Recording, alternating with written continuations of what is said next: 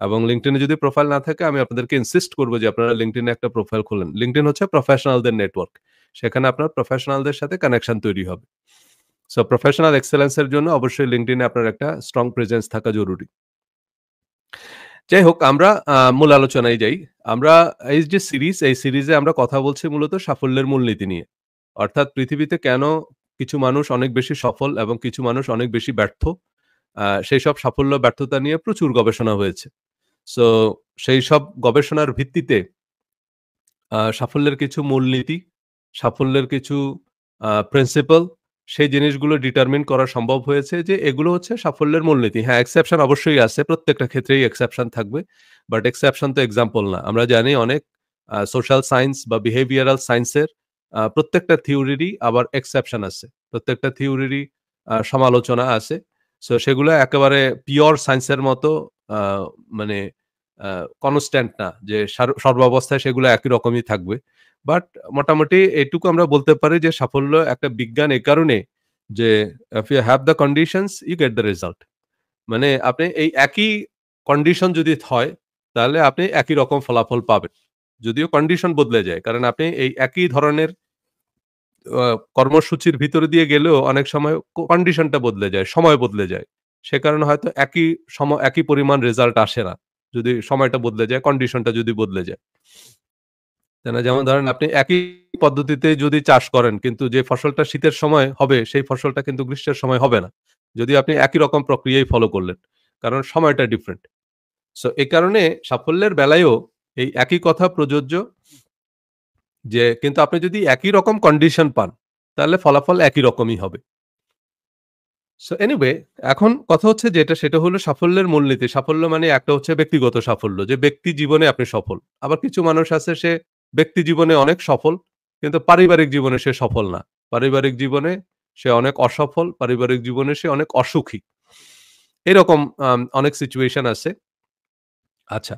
আবার অনেকে ব্যক্তি জীবনেও সফল, পারিবারিক জীবনেও সফল হয়তো প্রফেশনাল লাইফ এ উনি অতটা সাকসেসফুল না। সো এখন সাফল্য বলতে আমরা যখন বলি তখন একেবারে হোলিস্টিক। অনেকে হয়তো ব্যক্তি জীবনে পরিবারে উনি একেবারে রাজা। পরিবারে উনি অত্যন্ত সুখী। উনার ফ্যামিলির সবার সাথেই আন্ডারস্ট্যান্ডিং টা অনেক চমৎকার।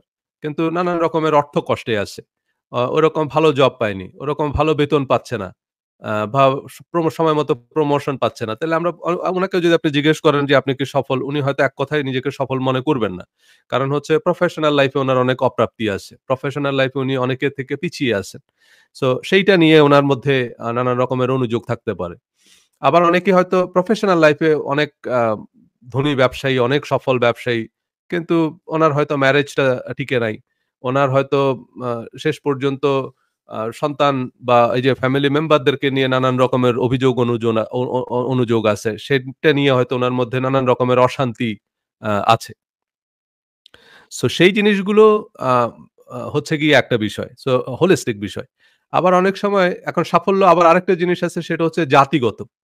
যে একটা জাতি। আপনি হয়তো ব্যক্তিগতভাবে নোবেল পুরস্কার পেলেন। কিন্তু জাতি হিসাবে যখন আমরা বলি যে আমি বাংলাদেশী, আমি বাঙালি। তখন আমাদের বাংলাদেশীদের মধ্যে অনেকে ব্যক্তিগতভাবে অনেক সফল। তারা নাসা, তারপরে Google এরকম বড়, বড় প্রতিষ্ঠানে জব করতেছে। হার্ভার্ড, MIT-র মতো জায়গায় অধ্যাপনা করতেছে। সো এরকম মানে পেন্টাগনের মতো জায়গায় অনেক উঁচু পদে কাজ করে। এরকম অনেক বাঙালি আছেন। সো আমেরিকা বা পৃথিবীর বিভিন্ন দেশে অনেক সফল বাঙালি আছে। যাদের সাফল্য ঈর্ষণীয়। যারা একেবারে আ মানে যেমন ধরেন আমাদের সিয়ার্স টাওয়ার এরকম অনেক বড়, বড় টাওয়ার ডিজাইন করছে হচ্ছে এফ আর খান। উনি একজন বাংলাদেশী। তো এরকম। এখন কথা হচ্ছে যে সাফল্যের উদাহরণ আছে। কিন্তু কথা হচ্ছে একটা জাতি যদি আমরা বলি, তাহলে সেই জাতি কতখানি সফল? সেই হিসাবে হয়তো আমরা বাংলাদেশী জাতি হিসাবে আমরা পৃথিবীতে খুব সফল, এমনটা আমরা নিশ্চয়ই দাবি করব না। আমরা নিজেরাই দাবি করব না। অন্যদের স্বীকার যদিও আমাদের গান আছে যে, "সকল দেশের রানী সেজে আমার জন্মভূমি।" এটা একটা আবেগ আরকি। এটা আমাদের একটা ভালো লাগা, ভালোবাসার কথা। সেটা ঠিক আছে। কিন্তু তাহলে একটা জাতি কেন অন্য জাতির চেয়ে সেরা হয়? আমরা জানি যে পৃথিবীতে কোন একটা জাতি কোন একটা সময় বিশ্ব সরকারের ভূমিকা পালন করে। বিশ্বে সে জাতি নেতৃত্ব দেয়। সো সবসময় কোন একটা জাতি বিশ্বে মোটামুটি অধিপতি বা বিশ্বের নেতৃস্থানীয় আ অবস্থানে থাকে। যেমন এখনকার পৃথিবীতে এই নেতৃত্বটা দিচ্ছে আমেরিকা। আ ১ম বিশ্বযুদ্ধের আগে বা ২য় বিশ্বযুদ্ধের আগে পর্যন্ত এই পৃথিবীতে নেতৃত্ব দিত ব্রিটেন। তো যাই হোক ২য় বিশ্বযুদ্ধের পর থেকে ব্রিটেন আর আসলে পৃথিবীকে নেতৃত্ব দেওয়ার মতো অবস্থায় আ নাই এবং ব্রিটিশ কলোনিগুলো আস্তে, আস্তে স্বাধীন হয়ে গেল। সো এরপর থেকে মোটামুটি পৃথিবীর নেতৃত্ব নিয়ে একটা স্নায়ুযুদ্ধ মানে সেটা আমরা বলি বাইপোলার ওয়ার্ল্ড। মানে রাশিয়ানদের সাথে আমেরিকার একটা দ্বৈরথ চলে যে কারা পৃথিবীর নেতা হবে। মানে পৃথিবীর নেতৃস্থানীয় জাতি গ্রেটেস্ট নেশন কারা হবে সেইটা নিয়ে আপনার একটা আ তীব্র প্রতিযোগিতা ছিল। এবং এরপরে সোভিয়েত ইউনিয়ন কোলাপস করার পরে আমরা মোটামুটি ইউনিপোলার ওয়ার্ল্ড মানে যেখানে আমেরিকার মোটামুটি একক নেতৃত্ব, একক কর্তৃত্ব। সো আমরা গত পর্বে আলোচনা করেছি যে আমেরিকা কেন পৃথিবীতে নেতৃত্ব দিচ্ছে। সো সেটা আজকের এই পর্বে আমরা একটু সংক্ষেপে আলোচনা করে আমরা দেখব যে আজকের যে শিরোনামটা সেটা হচ্ছে যে একটা সময় পৃথিবীতে নেতৃত্ব দিত মুসলমানরা। সেটা আমরা মোটামুটি সবাই জানি যে একটা সময় মানে খোলাফায়ে রাশিদিনের সময়ে মুসলমানরা প্রায় অর্ধেক পৃথিবী জুড়ে তাদের আধিপত্য প্রতিষ্ঠা করতে পারছে। মানে নউন যে পৃথিবী সে সময় ছিল সেই পৃথিবীর মোটামুটি অর্ধেকটা জুড়েই ছিল মুসলিম সাম্রাজ্য বা মুসলিম এম্পায়ার বা আমরা যদি বলি মুসলিম হুকুমত, মুসলিম খেলাফত। এনিওয়ে আ সো এখনকার পৃথিবীতে যারা নেতৃত্ব দেয় এর কারণ এখন আমরা মনে করি যে আমেরিকার কাছে তো শক্তিশালী মিলিটারি আছে। এখন শক্তিশালী মিলিটারি তো আর আকাশ থেকে নাজিল হয় নাই। শক্তিশালী মিলিটারি বা পারমাণবিক বোমা এগুলা তো আর ন্যাচারাল রিসোর্সেস না। যেগুলা তো অটোমেটিক্যালি গড গিফটেড তাদের কাছে আসেনি। আর ন্যাচারাল রিসোর্সটাও কিন্তু আপনাকে অর্জন করে নিতে হয়। যেমন আমেরিকা আ এই যে যে আমেরিকা যখন স্বাধীন হয় তখন ১৩ টা স্টেট ছিল আমেরিকার। বাকি যে স্টেট গুলো এগুলোকে কিন্তু পরে আস্তে, আস্তে আমেরিকার সাথে যুক্ত হয়ে ইউনাইটেড স্টেটস অফ আমেরিকা হইছে। সো ১ম ছিল ১৩ টা স্টেট। সো এই যে অনেকগুলো স্টেট এখন এগুলো একত্রিত থাকতো না। যদি তাদের আ মধ্যে ওই আ মেকানিজমটা না কাজ করত, তাহলে এত শক্তিশালী দেশ তো হইতো না। অনেক দেশ ভেঙে যায়। অনেক দেশ ভেঙে ছোট, ছোট দেশ হয়ে গেছে। সেই দেশগুলো মিলিয়েও যদি একত্রিত হতো তাহলে সেটা অনেক শক্তিশালী দেশ হইতো। এই যে ইন্ডিয়া, পাকিস্তান, বাংলাদেশ, শ্রীলঙ্কা এই সবগুলো দেশ মিলিয়ে একটা সময় আ কি ছিল? ভারতীয় উপমহাদেশ। কিন্তু একসাথে থাকতে পারি নাই আমরা। কিন্তু আমেরিকানরা একসাথে থাকতে পারতেছে। সো সেটা হচ্ছে গিয়ে একটা বিষয়। যেমন সোভিয়েত ইউনিয়ন ভেঙে গেছে। সেখান থেকে অনেকগুলো স্বাধীন দেশ আজারবাইজান, তুর্কমেনিস্তান এই দেশগুলো আলাদা হয়ে গেছে। সো এই যে একসাথে থাকতে পারা সেটাও একটা ব্যাপার। সেটাও একটা মেকানিজম। সেটাও তো একটা বিষয় যে ঐক্য। এবং এই ঐক্যটাও কিন্তু অটোমেটিক না। এটা কোন গড গিফটেড ম্যাটার না। মানে এটা অলৌকিক কোন কিছু না। সেটার জন্য আপনাকে কাজ করতে হবে। সে একটা জাতি গঠনের একটা প্রক্রিয়া আছে। এবং সেই একটা জাতি হিসাবে টিকে থাকার একটা প্রক্রিয়া আছে। সেই প্রক্রিয়াটা যদি মিসিং থাকে তাহলে সে জাতি ভেঙে যাবে। সে জাতি এরকম ভেঙে ১০০ টা রাষ্ট্র হয়ে যাবে। এতে ১০০ টা রাষ্ট্র হয়ে গেলে তো তখন আর তারা আল্টিমেটলি শক্তিশালী দেশ না। ইন্ডিয়া ভেঙে যদি এরকম ২৬ টা রাষ্ট্র হয়ে যায় বাংলাদেশের মতো, তাহলে তো আর ইন্ডিয়া ওরকম আঞ্চলিক পরাশক্তিও থাকবে না। কারণ তখন তো আর ইন্ডিয়া থাকবে না। তখন কলকাতা একটা দেশ হবে। তখন ধরেন আপনার এরকম উত্তরপ্রদেশ একটা দেশ হবে। তো তখন সেই উত্তরপ্রদেশ অতখানি শক্তিশালী তো আর থাকবে না। যেটা এখন ইন্ডিয়া আঞ্চলিক পরাশক্তি, পাকিস্তান একটা আঞ্চলিক পরাশক্তি। কিন্তু পাকিস্তান ভেঙে যদি এখন আরো ১০ ভাগ হয়ে যায়, তখন তো আর তারা আঞ্চলিক পরাশক্তি থাকবে না। কিন্তু আমেরিকা ভাঙে নাই। আমেরিকা এত বছর ধরে ইউনাইটেড আছে। এই যে ইউনাইটেড থাকাটাই হচ্ছে আমেরিকার শক্তি। সো সেই ইউনাইটেড থাকা বা সেই থাকতে পারা, সেসবের পিছনে অনেক বড় কারণ আছে। আমেরিকার যে এত ইনভিনসিবল একটা মিলিটারি পাওয়ার, সেইটা কিভাবে তৈরি হলো? সেইটার জন্য যে মতবাদ দরকার, সেটার জন্য যে আইডিওলজি দরকার, তাই না? সেসব। তো সেটার মূলে যেতে হবে আমাদেরকে, সেটার পেছনে যেতে হবে। সো সেটা কি? এই যে সেটা হচ্ছে জ্ঞানের উপর আমেরিকানদের আধিপত্য।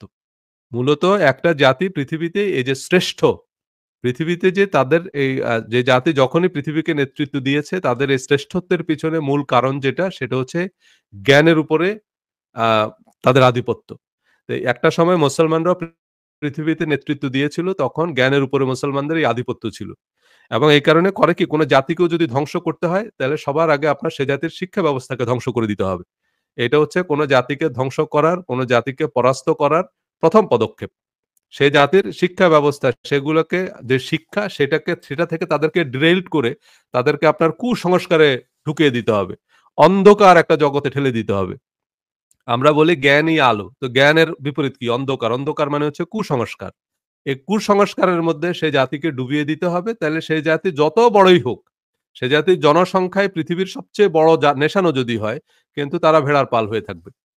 সো এইটা এজন্য অনেক সময় আপনি দেখবেন যে কোনো মিলিটারি যখন কোনো দেশ জয় করে, তখন তারা ১ম এ যেটা করে সেই দেশের ইউনিভার্সিটি গুলোকে ধ্বংস করে ফেলে।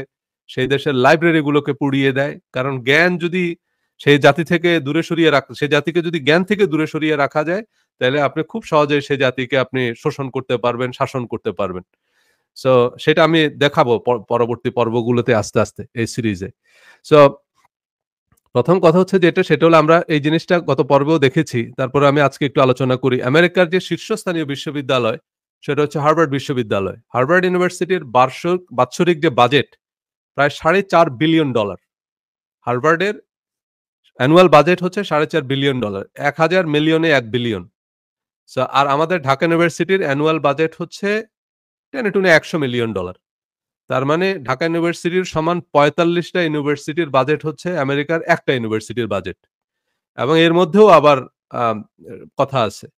ঢাকা ইউনিভার্সিটির যে $১০০ মিলিয়ন বাজেট তার মধ্যে মাত্র ২% মানে $২ মিলিয়ন খরচ হয় হচ্ছে গবেষণায়। অথচ একটা ইউনিভার্সিটির মূল কাজ কিন্তু গবেষণা করা। এই যে আপনারা অনেকেই আ করেন যে আচ্ছা আমাদের এই যে উচ্চশিক্ষার যে র‍্যাংকিং সেখানে আমাদের দেশের কোনো ইউনিভার্সিটি থাকে না কেন? এটা নিয়ে আমি একটা আর্টিকেল লিখছিলাম। ওই যে ঢাকা ইউনিভার্সিটির যে শতবার্ষিকী উপলক্ষে একটা ম্যাগাজিন বের হয়েছিল। সেখানে আমি একটা লেখা লিখেছিলাম। যে কেন একটা ইউনিভার্সিটি র‍্যাংকিং মানে এই যে ইউনিভার্সিটির যে র‍্যাংকিং কেন একটা ইউনিভার্সিটি সেরা হয় অন্য আরেকটা ইউনিভার্সিটির থেকে? সেই র‍্যাংকিং এর পদ্ধতি প্রক্রিয়াও তো আমাদেরকে জানতে হবে। কেন আ ইউনিভার্সিটি র‍্যাংকিং কিভাবে হয়? যেমন ধরেন ঢাকা ইউনিভার্সিটি কেন র‍্যাংকিং এ নাই? ইউনিভার্সিটি র‍্যাংকিং হয় মেইনলি গবেষণা দিয়ে। ঢাকা ইউনিভার্সিটিতে গবেষণা হয় না উল্লেখযোগ্য। ঢাকা ইউনিভার্সিটির গবেষণার বরাদ্দ খুবই কম। মাত্র ২% গবেষণার জন্য বরাদ্দ। সো যেমন ধরেন আমেরিকার বড়, বড় ইউনিভার্সিটি গুলো স্টুডেন্টদেরকে পিএইচডি করার জন্য স্কলারশিপ দেয়। পিএইচডি করার জন্য স্কলারশিপ মানে হচ্ছে আপনি পিএইচডি করবেন, আপনার কোনো চাকরি-বাকরি কিচ্ছু করা লাগবে না। সরকার হচ্ছে আপনার সংসার খরচ দিবে। মানে আপনারে প্রতি মাসে $৫,০০০ দিয়ে দিবে। আপনার আর কোনো চাকরি-বাকরি করার দরকার নেই। আপনি শুধু পড়ালেখা করবেন। হ্যাঁ, এবং এই যে আমেরিকায় বসে আপনি পড়াশোনা করবেন। এই পড়াশোনার জন্য কোনো একটা বিষয়ে গবেষণার জন্য সরকার বা বিশ্ববিদ্যালয় আপনাকে পয়সা দিচ্ছে। কিন্তু বাংলাদেশে আ খরচ অনেক কম। কিন্তু কথা হচ্ছে বাংলাদেশে গবেষণার জন্য কাউকে পয়সা দেওয়া হয় না। মানে আমি যদি ধরেন বাংলাদেশে গবেষণা করি, আমাকে তো কেউ বসিয়ে খাওয়াবে না। তাহলে আমার এখন কথা হচ্ছে গবেষণাটা করবেন হচ্ছে পিএইচডি করবেন আপনি মাস্টার্স করার পরে। তো মাস্টার্স করার পরে তো ভাই আমি বিয়ে করছি। আমার সংসার বাচ্চা-কাচ্চা আছে। আমার একটা সংসার আছে। আমার তো একটা খরচ আছে। আমার এই সংসার খরচ কে দিবে? আমাকে তো কেউ পয়সা দিচ্ছে না গবেষণা করার জন্য। তো আমাকে চাকরি করা লাগতেছে। সো চাকরি করি, ব্যবসা করি। আমার যদি রোজগারের ধান্দা করতে আমি গবেষণা কখন করব? সো এই গবেষণার জন্য ফান্ড নাই। যে কারণে সেখানে গবেষণা হয় না। এই কারণে আ আপনার ইউনিভার্সিটি গুলো পিছিয়ে আছে ১। ২য় কারণ যেটা আরেকটা কারণ আছে সেটা হচ্ছে ইউনিভার্সিটি মানে হচ্ছে কি বিশ্ববিদ্যালয়। এখানে বিশ্ব একটা শব্দ আছে কিন্তু।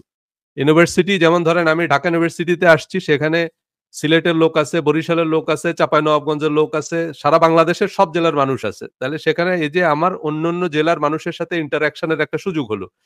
আমি যে হলে থাকি, হলের রুমের মধ্যে আমরা ৮ জন থাকতাম। ৮ জন ৮ টা ডিস্ট্রিক্টের। তো তার মানে ৮ জেলার মানুষের সাথে আমার একটা ইন্টিমেসি তৈরি হচ্ছে। তার মানে আমার বাংলাদেশটা জানা হচ্ছে। যখন আমি ইউনিভার্সিটিতে পড়তে আসলাম। কিন্তু ইউনিভার্সিটির পারপাস বা ইউনিভার্সিটির অবজেক্টিভটা কিন্তু তার থেকে একটু বড়। ইউনিভার্সিটি মানে হচ্ছে বিশ্ববিদ্যালয়। তার মানে আমি যখন ইউনিভার্সিটিতে পড়বো সেখানে ৮ দেশের ৮ জন মানুষ থাকবে।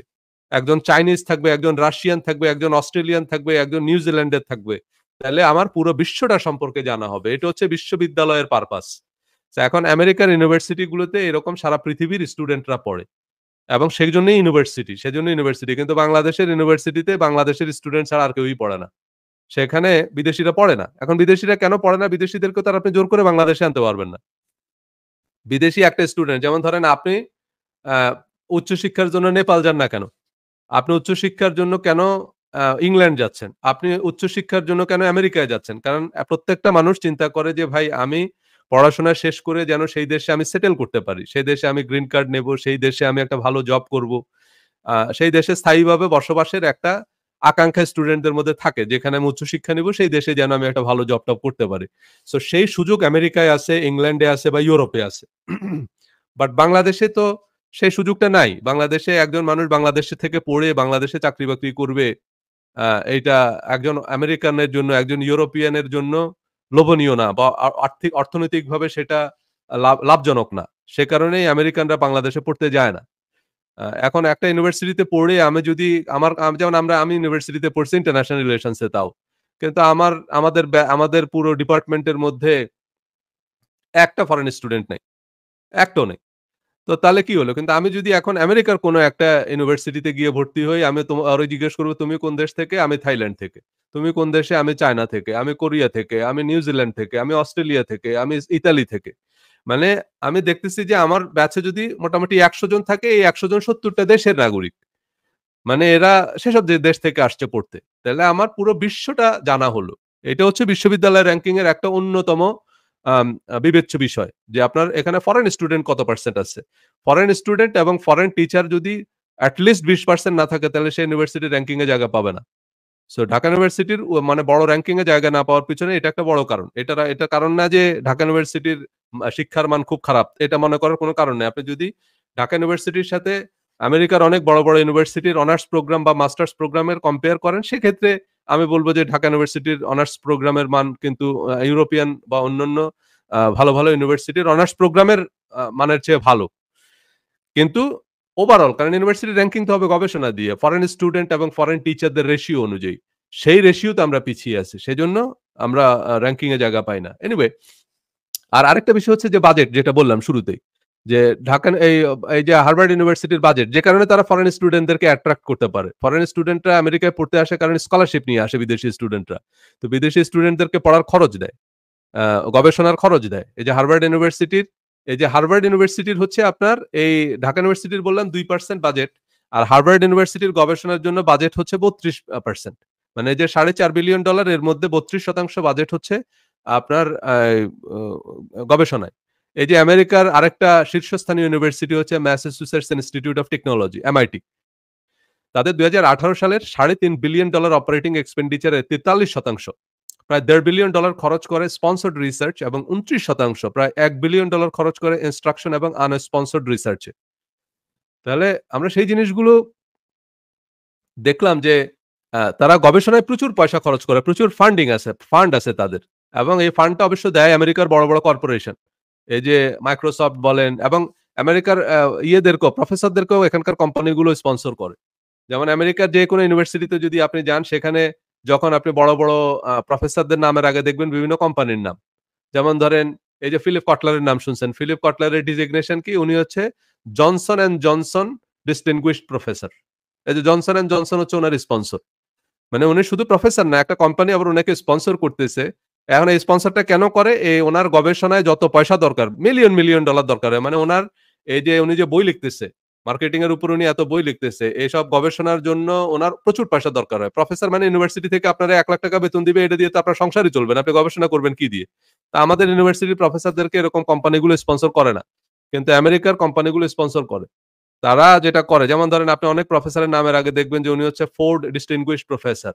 উনি হচ্ছে আপনার টেসলা আ এ ডিস্টিংগুইশড প্রফেসর। টেসলা উনারে স্পন্সর করে। ধরেন উনি ফিজিক্সের প্রফেসর। টেসলা উনারে স্পন্সর করে যে আপনারা আমরা স্পন্সর করব। তা আপনি হচ্ছে এরকম আরো ১০০ জন স্টুডেন্ট নেন। তারা আপনার অধীনে পিএইচডি করবে। আ এবং আপনার একটা ল্যাব থাকবে। আপনি আরো রিসার্চ অ্যাসিস্ট্যান্ট নেন। তারা সারাদিন রাত পড়াশোনা করবে। আপনি তাদেরকে ইনস্ট্রাকশন দিবেন। এবং আপনি হচ্ছে নতুন করে একটা জিনিস আবিষ্কার করে আমাদেরকে দিবেন। এইভাবে প্রফেসরদেরকে তারা স্পন্সর করে কোম্পানিগুলো। সে কারণে ওই প্রফেসরদের নামের সাথে বা ডিজিগনেশন এর সাথে এই কোম্পানির নাম থাকে। Tesla distinguished professor, Johnson and Johnson distinguished professor. কিন্তু আমাদের দেশে এই রেওয়াজটা নাই। আ আমাদের দেশের প্রফেসরদেরকে কেউ স্পন্সর করে না। সো এইসব কারণে এই আমেরিকান ইউনিভার্সিটি গুলোতে আ আ মানে ফান্ড একটা গুরুত্বপূর্ণ বিষয়। দেখেন টাকার কাজ গপ্পে সারে না। হ্যাঁ, আপনি যতই বলেন আমাদের দেশ থেকে মেধা পাচার হয়ে যাচ্ছে, এই হয়ে যাচ্ছে। ভাই টাকা না থাকলে কি করবেন আপনি? সো যত যাই বলেন এখন এই ফান্ডিং টা আছে। আমাদের দেশ থেকে এই যে আমাদের মিশরের আল আজহার ইউনিভার্সিটিতে পড়তে যাচ্ছে। হাজার, হাজার স্টুডেন্ট প্রতি বছর মাদ্রাসার স্টুডেন্টরা যাচ্ছে। ব্রিলিয়ান্ট স্টুডেন্ট যারা তারা মিশর যাচ্ছে, মদিনায় যাচ্ছে পড়তে। খুবই ভালো কথা। আমাদের যে ইসলামিক ইউনিভার্সিটি আছে সেখানে কয়টা বিদেশি স্টুডেন্ট পড়তে আসে? পড়তে আসে না। আমাদের যে আলিয়া মাদ্রাসা আছে সেখানে কয়টা বিদেশি স্টুডেন্ট পড়তে আসে? আসে না। কারণ আমরা বিদেশীদেরকে পয়সা দেই না। সো এখন কথা হচ্ছে বিদেশীদের সাথে যদি আমাদের সেই ইন্টিমেসি টা তৈরি না হয়, আরো ১০ টা দেশের স্টুডেন্ট যদি আমার সাথে না আসে বা না ইন্টিমেট তৈরি হয় না হয় তাহলে সেটা তো বিশ্ববিদ্যালয় হলো না। সেটা তো কলেজ হলো। মানে আমি একটা বিশ্ববিদ্যালয়ে পড়লাম। আমি যদি আপনি যদি আমাকে জিজ্ঞেস করেন যে তোমার সাথে বিশ্বের আর কয়টা দেশের স্টুডেন্ট ছিল? এক দেশেরও স্টুডেন্ট নাই। তো এটা বিশ্ববিদ্যালয় হইলো কেমনে? সো ১ম কথা হলো বিশ্ববিদ্যালয় হিসেবেই তো হচ্ছে না। কারণ আমার কোন ফরেন স্টুডেন্টও নাই, ফরেন টিচারও নাই আমার ডিপার্টমেন্টে। অথচ আমি পড়ছি ঢাকা ইউনিভার্সিটির ইন্টারন্যাশনাল রিলেশনস ডিপার্টমেন্টে। সো সেই ইন্টারন্যাশনাল রিলেশনস এ যদি কোন ফরেন স্টুডেন্ট না থাকে তো অন্যান্য ডিপার্টমেন্টের কথা তো বাদই দিলাম। সো কোয়েশ্চেন হচ্ছে যেটা সেটা হলো তো এই যে এই ইউনিভার্সিটি গুলো এগুলা এমনি হবে না। আপনি যতই রাস্তায় নেমে মিছিল করে তো আর আপনি ইউনিভার্সিটিকে ১ নম্বর র‍্যাংকিং এ আনতে পারবেন না। র‍্যাংকিং এর কিছু ক্রাইটেরিয়া আছে সেই জিনিসগুলো আগে আপনাকে বুঝতে হবে। সো এর পরের যে বিষয়টা সেটা হলো এরপরে আসেন কিছুদিন আগে এই যে একটা সময় আপনার হার্ভার্ড আ একটা সময় ছিল আপনার এই যে ব্রিটেন যখন পৃথিবীতে নেতৃত্ব দিত কি ছিল? তখন ব্রিটিশ সাম্রাজ্যে কখনো সূর্য অস্ত যেত না। কারণ এই যে ব্রিটেনের Oxford, Cambridge, Sussex, imperial, LAC এই যে লন্ডনের LAC London school of economics, তারপরে হচ্ছে নিউ ক্যাসল ইউনিভার্সিটি এগুলো একদম বিশ্ব বিবেকের ভূমিকায়। মানে রাজনৈতিক তত্ত্ব বলেন, অর্থনৈতিক তত্ত্ব বলেন, ব্যাংকিং বলেন, বীমা বলেন, এই সবকিছু তারা আবিষ্কার করতেছে। কেন? কারণ তারা এটা নিয়ে গবেষণা করে। ভাই আমার গবেষণা করার সময় নাই। আমার সাথে বেশিরভাগ স্টুডেন্ট হইতেছে অনার্স পরীক্ষা দিয়েই তারা চাকরিতে ঢুকে গেছে। কারণ ভাইরে তার একটা সংসার আছে। তার বাবা-মা তাকে অনেক কষ্ট করে পড়াইছে। তার সংসারের হাল ধরতে হবে। তার ছোট বোনের বিয়ে দিতে হবে। এরকম বাস্তবতা আমাদের স্টুডেন্টদের। মাস্টার্স করার মতো সুযোগ তার নাই। পিএইচডি, এমফিল এগুলো তো বহু পরের বিষয়। এখন সে যদি ফান্ড না পায়, তাকে যদি কেউ স্পন্সর না করে, সে কিভাবে গবেষণা করবে? এখন যেমন ধরেন অনার্স মাস্টার্স তো শিক্ষার উদ্দেশ্য না। অনার্স মাস্টার্স হচ্ছে আপনাকে গবেষণার জন্য প্রস্তুত করা। অনার্স মাস্টার্স আমরা কি শিখি? যেমন ধরেন ইন্টারন্যাশনাল রিলেশনস আমি কি শিখছি? অনার্সে পড়ে আমাদেরকে যে ২০-২৫ টা কোর্স পড়ানো হয়েছে অনার্স মাস্টার্সে সেখানে আমরা ইন্টারন্যাশনাল রিলেশনস এর সাথে রিলেটেড যেসব সাবজেক্ট ম্যাটার আছে সেই সব কিছু টার্ম, জার্গন, ভোকাবুলারি এগুলো আমরা শিখলাম।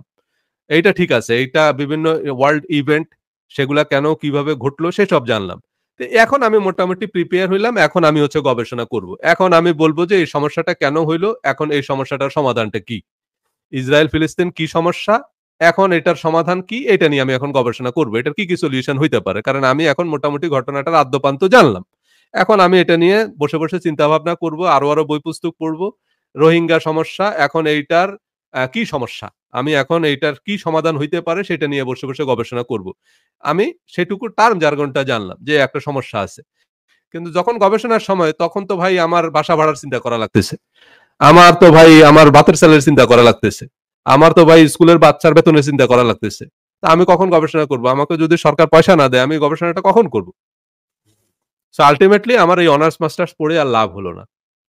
কিন্তু আমেরিকায় যারা গবেষণা করতে চায় তাদেরকে পয়সা দেওয়া হচ্ছে। ইউরোপিয়ানরা দিচ্ছে যে তুমি আসো আমার দেশে। এসে বসে গবেষণা করো। আমি তোমারে পয়সা দিতেছি। তোমার সংসার খরচ আমি দিতেছি। তোমার বাসা ভাড়া চিন্তা করার দরকার নাই। তোমার খাবার-দাবারের চিন্তা করার দরকার নেই। আমি পয়সা দিতেছি তুমি পড়ো। তুমি পড়ে এটার কি সমস্যা এটার সমাধান খুঁজে বের করো। সমাধান খুঁজে আমাকে দাও।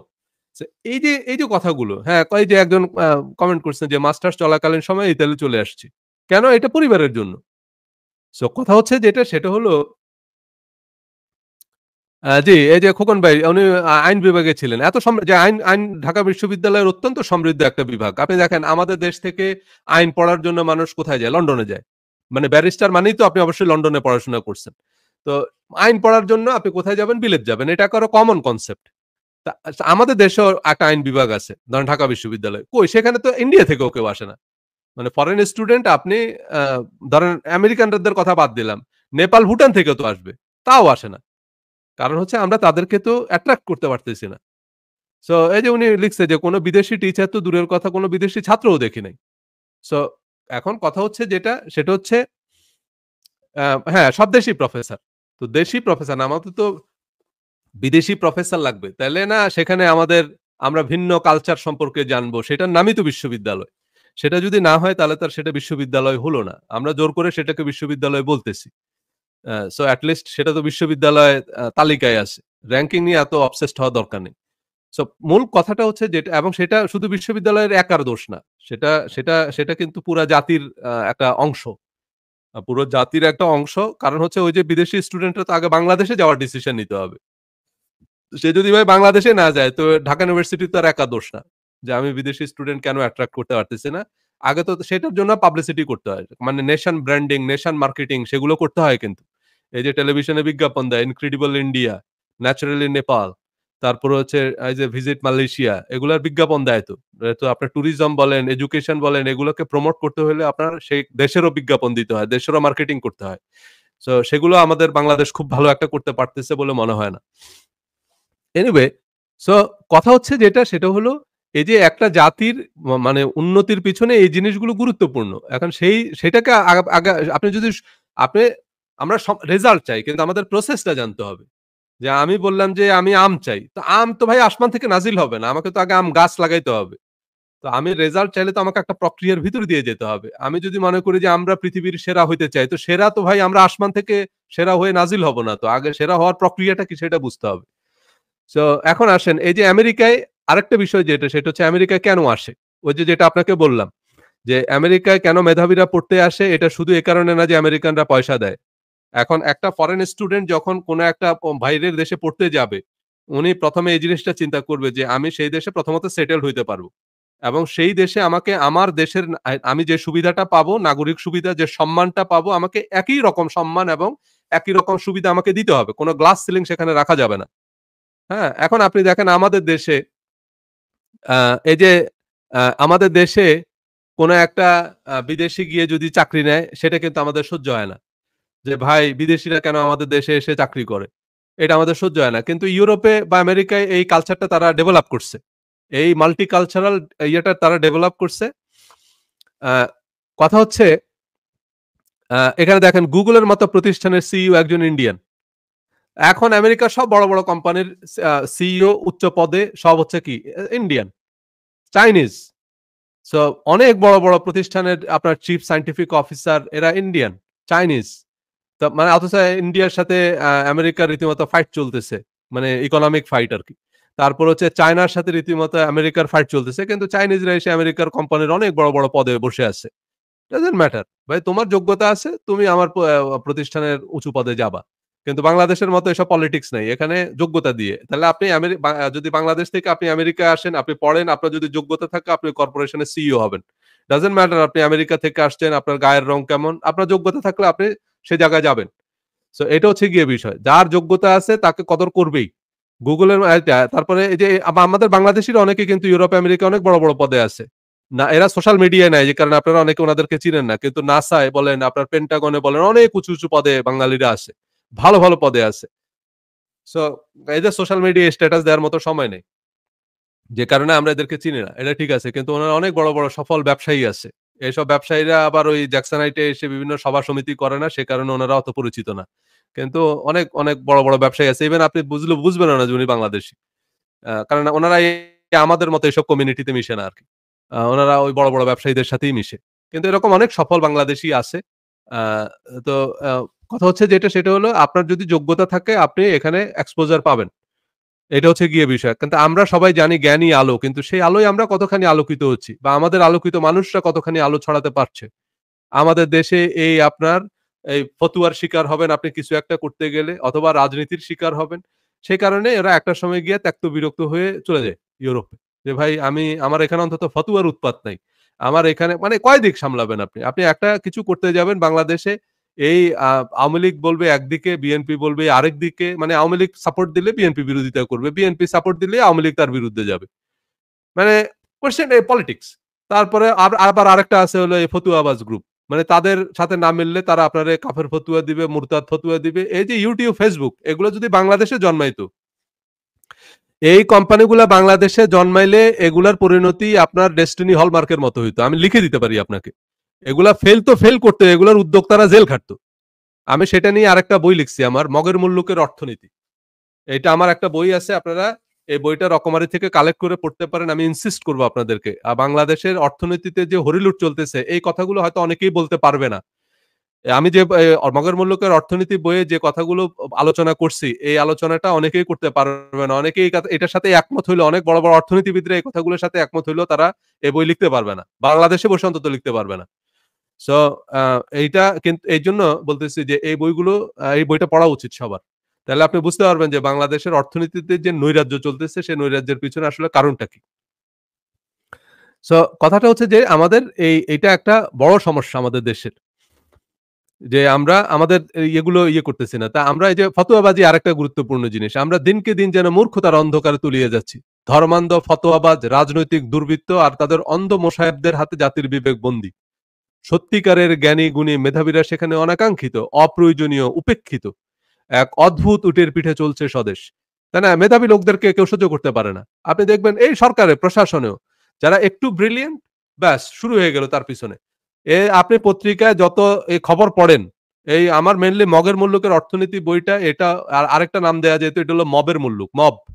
এই যে সোশ্যাল মিডিয়ায় যা দেখে মানুষ পঙ্গপালের মতো ছুটতে থাকে, যারা তলিয়ে কোনো কিছু ভাবে না। এই যে মিডিয়ায় যা দেখেন তার প্রকৃত সত্য তার উল্টা। সো সেইসব জিনিসগুলোই আমি আপনাকে এনালিসিস করে দেখিয়েছি এ বইয়ে। সো কথা হচ্ছে যেটা, সেটা হচ্ছে আমাদের দেশে যাদেরকে আপনি চোর দেখতেছেন তারা আসলে সাধু। যাদেরকে সাধু দেখতেছেন তারা চোর। এই মিডিয়াগুলো তাদের চোরকে সাধু বানায়, সাধুকে চোর বানায়। এবং ফতুয়া, যারা কাফেররে ইমানদার ফতুয়া দেয়, ইমানদাররে কাফেরের ফতুয়া দেয়। রাজনীতিবিদদের মধ্যেও তাই। যারা দেশপ্রেমিক তাদেরকে হচ্ছে আপনার রাষ্ট্রদ্রোহী বানায়, আর যারা রাষ্ট্রদ্রোহী তাদেরকে দেশপ্রেমিক খেতাব দেয়। মানে পুরা উল্টা। সো আল্টিমেটলি আপনি যখনই ভালো কিছু করতে যাবেন, আপনি এরকম দেশদ্রোহী খেতাব পাবেন, কাফের ফতুয়া পাবেন, আপনি তখনই এরকম আ মানে প্রতারক খেতাব পাবেন।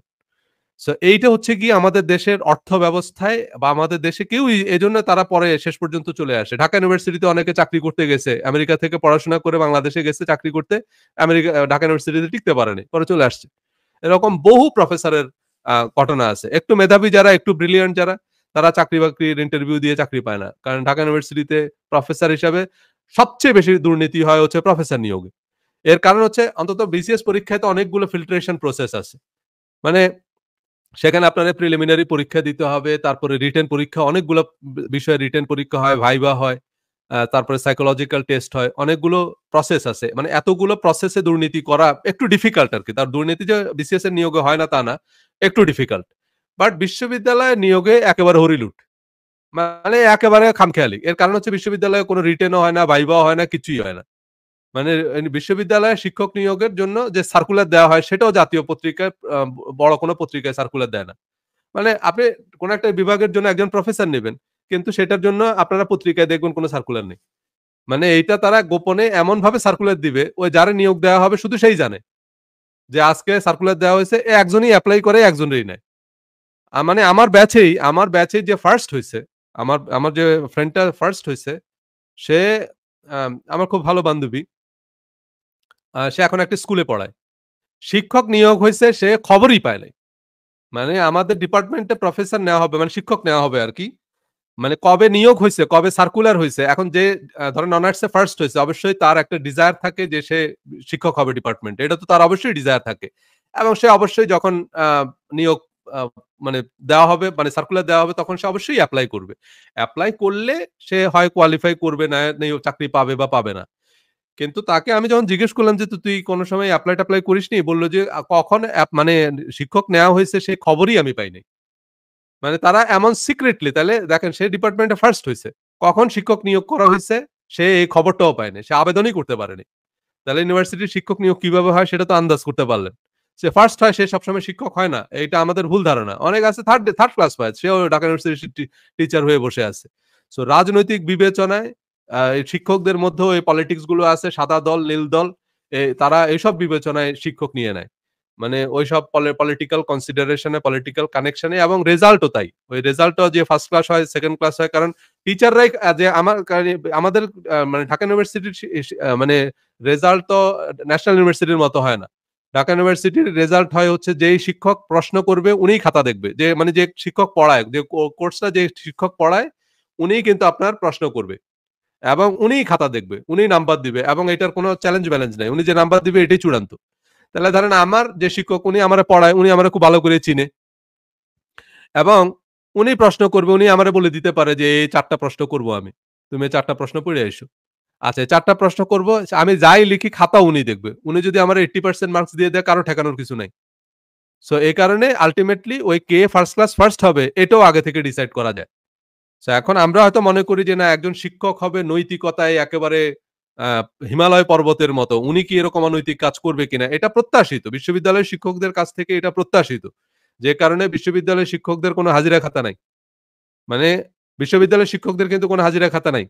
কারণ হচ্ছে যেটা সেটা হলো এই নিয়মটা এইজন্য করা হইছে যে একজন অধ্যাপক উনার যদি হাজিরা খাতা লাগে, যেই দেশে একজন অধ্যাপকের হাজিরা খাতা লাগে, সেই দেশ আক্ষরিক অর্থে অশিক্ষিত, মূর্খ এবং বর্বর। কারণ একজন প্রফেসর হবেন জাতির বিবেক। মানে উনার আবার হাজিরা খাতা লাগবে কেন? উনি তো নিজেই মানে উনার হাজিরা খাতা লাগলে তাইলে আর সেই জাতির আর কোনো ভরসা নাই আরকি। সেই জাতির আর কোনো ভবিষ্যৎ নাই। এই এই এই নৈতিক জায়গা থেকে একজন শিক্ষককে এই প্রিভিলেজটা দেওয়া হয়, অনারটা দেওয়া হয় যে আপনার হাজিরা খাতা থাকবে না। কিন্তু এটার প্রিভিলেজ সব প্রফেসররা নেয়, মানে এটার অম অম এই এই ওই মানে সুবিধাটা বেশিরভাগ প্রফেসরই অপপ্রয়োগ করে। তাদের ১০০ টা ক্লাস নেয়ার কথা কিন্তু তারা ১০ টা ক্লাসও নেয় না। ওই যে হাজিরা খাতা নাই। তাদের ৪ টা ইন-কোর্স পরীক্ষা নিয়ে সেখান থেকে বেস্ট ৩ টা কাউন্ট করার কথা। কিন্তু তারা একটা ইন-কোর্স নিয়ে সেটারে ৩ দিয়ে গুণ দেয়। তাহলে আল্টিমেটলি কি হলো? এটার কারণ হচ্ছে যেটা সেটা হলো আমাদের শিক্ষকরা নৈতিকভাবে, আমরা বিশ্ববিদ্যালয়ের প্রফেসর বললে মনে করি যে আরে বাপরে বাপ! বিশ্ববিদ্যালয়ের প্রফেসর একদম মানে মাথা ঝুঁকায় ফেলি আমরা শ্রদ্ধায়। কিন্তু সব বিশ্ববিদ্যালয়ের প্রফেসর এরকম শ্রদ্ধেয় না। মানে পেশাটা অনেক আমরা সম্মান করি। কিন্তু আল্টিমেটলি সেখানে এমন অনেক মানুষ ঢুকে গেছে যারা পড়াশোনা তো করেই না, সারাদিন রাজনীতি করে। আপনার এই ইউনিভার্সিটির এই যে টিচারদের যে ক্লাব আছে, শিক্ষক টিচার্স ক্লাব, সেই ক্লাবের মধ্যে বসে, বসে উনারা শুধু ওই যে শেয়ার ব্যবসা, কে কোন শেয়ার কিনছে, কোনটায় কত লাভ হইছে, কোনটায় কত লস হইছে। আর এছাড়া অন্যান্য কোথায় প্রাইভেট ইউনিভার্সিটিতে পড়াবে, কোন কোম্পানি, কোন এনজিও, কোন কনসালটেন্সি, এগুলা দিয়ে শুধু ইউনিভার্সিটি ডিজিগনেশনটা ব্যবহার করে ওইটা দিয়ে পয়সা রোজগার করে। কোথায় গিয়ে পয়সা রোজগার করবে। কিন্তু এই বিশ্ববিদ্যালয়ের স্টুডেন্টদেরকে পড়ায় না। একটা এভারেজ মার্কস দিয়ে দেয়, স্টুডেন্টরা ওইখান থেকে পাস-টাস করে বেরিয়ে আসে। বেশিরভাগ কিছুই ইউনিভার্সিটিতে পড়ে শেখা হয় না। মানে দেখা গেছে যে ঢাকা ইউনিভার্সিটিতে পড়ে যা শিখছি তার থেকে বেশি শিখছি হলো ইউনিভার্সিটির ভর্তি পরীক্ষার জন্য পড়ে।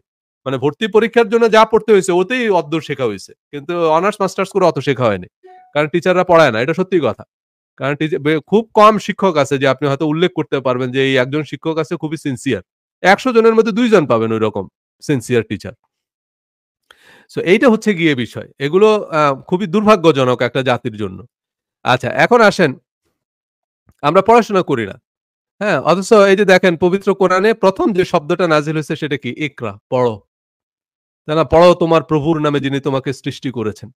সেই লেখাপড়াটা আমরা না করলেও ব্রিটিশ আমেরিকানরা করছে। তাই আমরা প্রত্যক্ষ পরোক্ষভাবে তাদের উপনিবেশ হয়ে আছি। এই অন্ধকারেই আমরা এখন আনন্দ পাই। তাই না? এই পড়ালেখাটা তারা করে। আমেরিকান ইউনিভার্সিটি গুলোতে পড়াশোনা হয়। মানে এখানে যে প্রফেসররা আছে তারা আপনাকে পড়াবে, পড়তে হবে আপনাকে। হ্যাঁ? আপনি পড়তে এসে পড়বেন না তা হবে না। আপনাকে ওই পড়ার শেষ জিনিসটার মধ্যে রাখবে। সো কথাটা হচ্ছে যেটা সেটা হলো আমরা যাই করি না কেন আমরা এই পড়াশোনাটা করি না। এটা ব্রিটিশ আমেরিকানরা করে। তো এখন দেখেন এই কোরআন আমরা কোরআনও পড়ি না। এই যে আপনি মুফাসসিরে কোরআন দেখবেন, নামের আগে মুফাসসিরে কোরআন আছে। উনারা যদি বলেন যে আচ্ছা কোরআনটা কি আপনি এক কোণা থেকে আরেক কোণা পর্যন্ত পুরাটা পড়ছেন একবার? পড়ে নাই। পড়ে নাই। কারণ মুফাসসিরে কোরআন হইতে পুরা কোরআন পড়া লাগে না। এটা আমি আপনাকে আজকে নতুন তথ্য দিচ্ছি। মুফাসসিরে কোরআন হওয়ার জন্য কোরআনের ১০০ টা আয়াতও পড়া লাগে না। কিন্তু মুফাসসির কোরআন টাইটেল পাওয়া যায়। কারণ হচ্ছে ওইগুলা পরীক্ষার আখ্যান দিয়ে সিলেবাস বাইর হয়, সাজেশন বাইর হয়।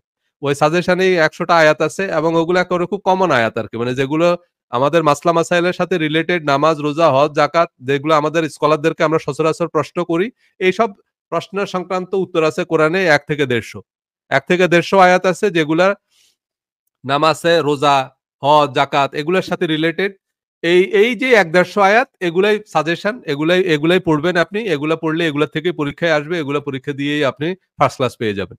সো এগুলা পড়লেই আপনি তাফসিরে ফার্স্ট ক্লাস পেয়ে যাবেন এবং আপনি মোটামুটি মুফাসসিরে কোরআন লিখতে পারবেন। উনি পুরা কোরআন পড়েন নাই তো। কোরআনের এরপরে আর আগে পড়ার কি আয়াত আছে উনারে জিজ্ঞেস করলে উনি বলতে পারবে না। না, আমার বেশিরভাগ বন্ধু মুফাসসিরে কোরআন অবশ্য কম। বেশিরভাগই হচ্ছে শাইখুল হাদিস। মাদ্রাসায় 80% স্টুডেন্ট কামেল পাস যারা করে তারা বেশিরভাগই 80% ই হচ্ছে হাদিস। হাদিস নিয়ে কামাল পাস করে। এবং হাদিসে ফার্স্ট ক্লাস পাওয়া এরকম কয়েকজনকে যদি আপনি বলেন যে আচ্ছা আপনি আপনার পছন্দ মতো ১০ খানা হাদিস বলেন সনদ সহ। বলতে পারবে না। কিন্তু হাদিসে কামেল পাস, নামের আগে মুহাদ্দিস আছে। কিন্তু যদি আপনি বলেন যে ভাই সনদ মতন সহ ১০ টা হাদিস বলেন। দেখবেন তোতলাতে, তোতলাতে জিহ্বা বাইর হয়ে যাবে।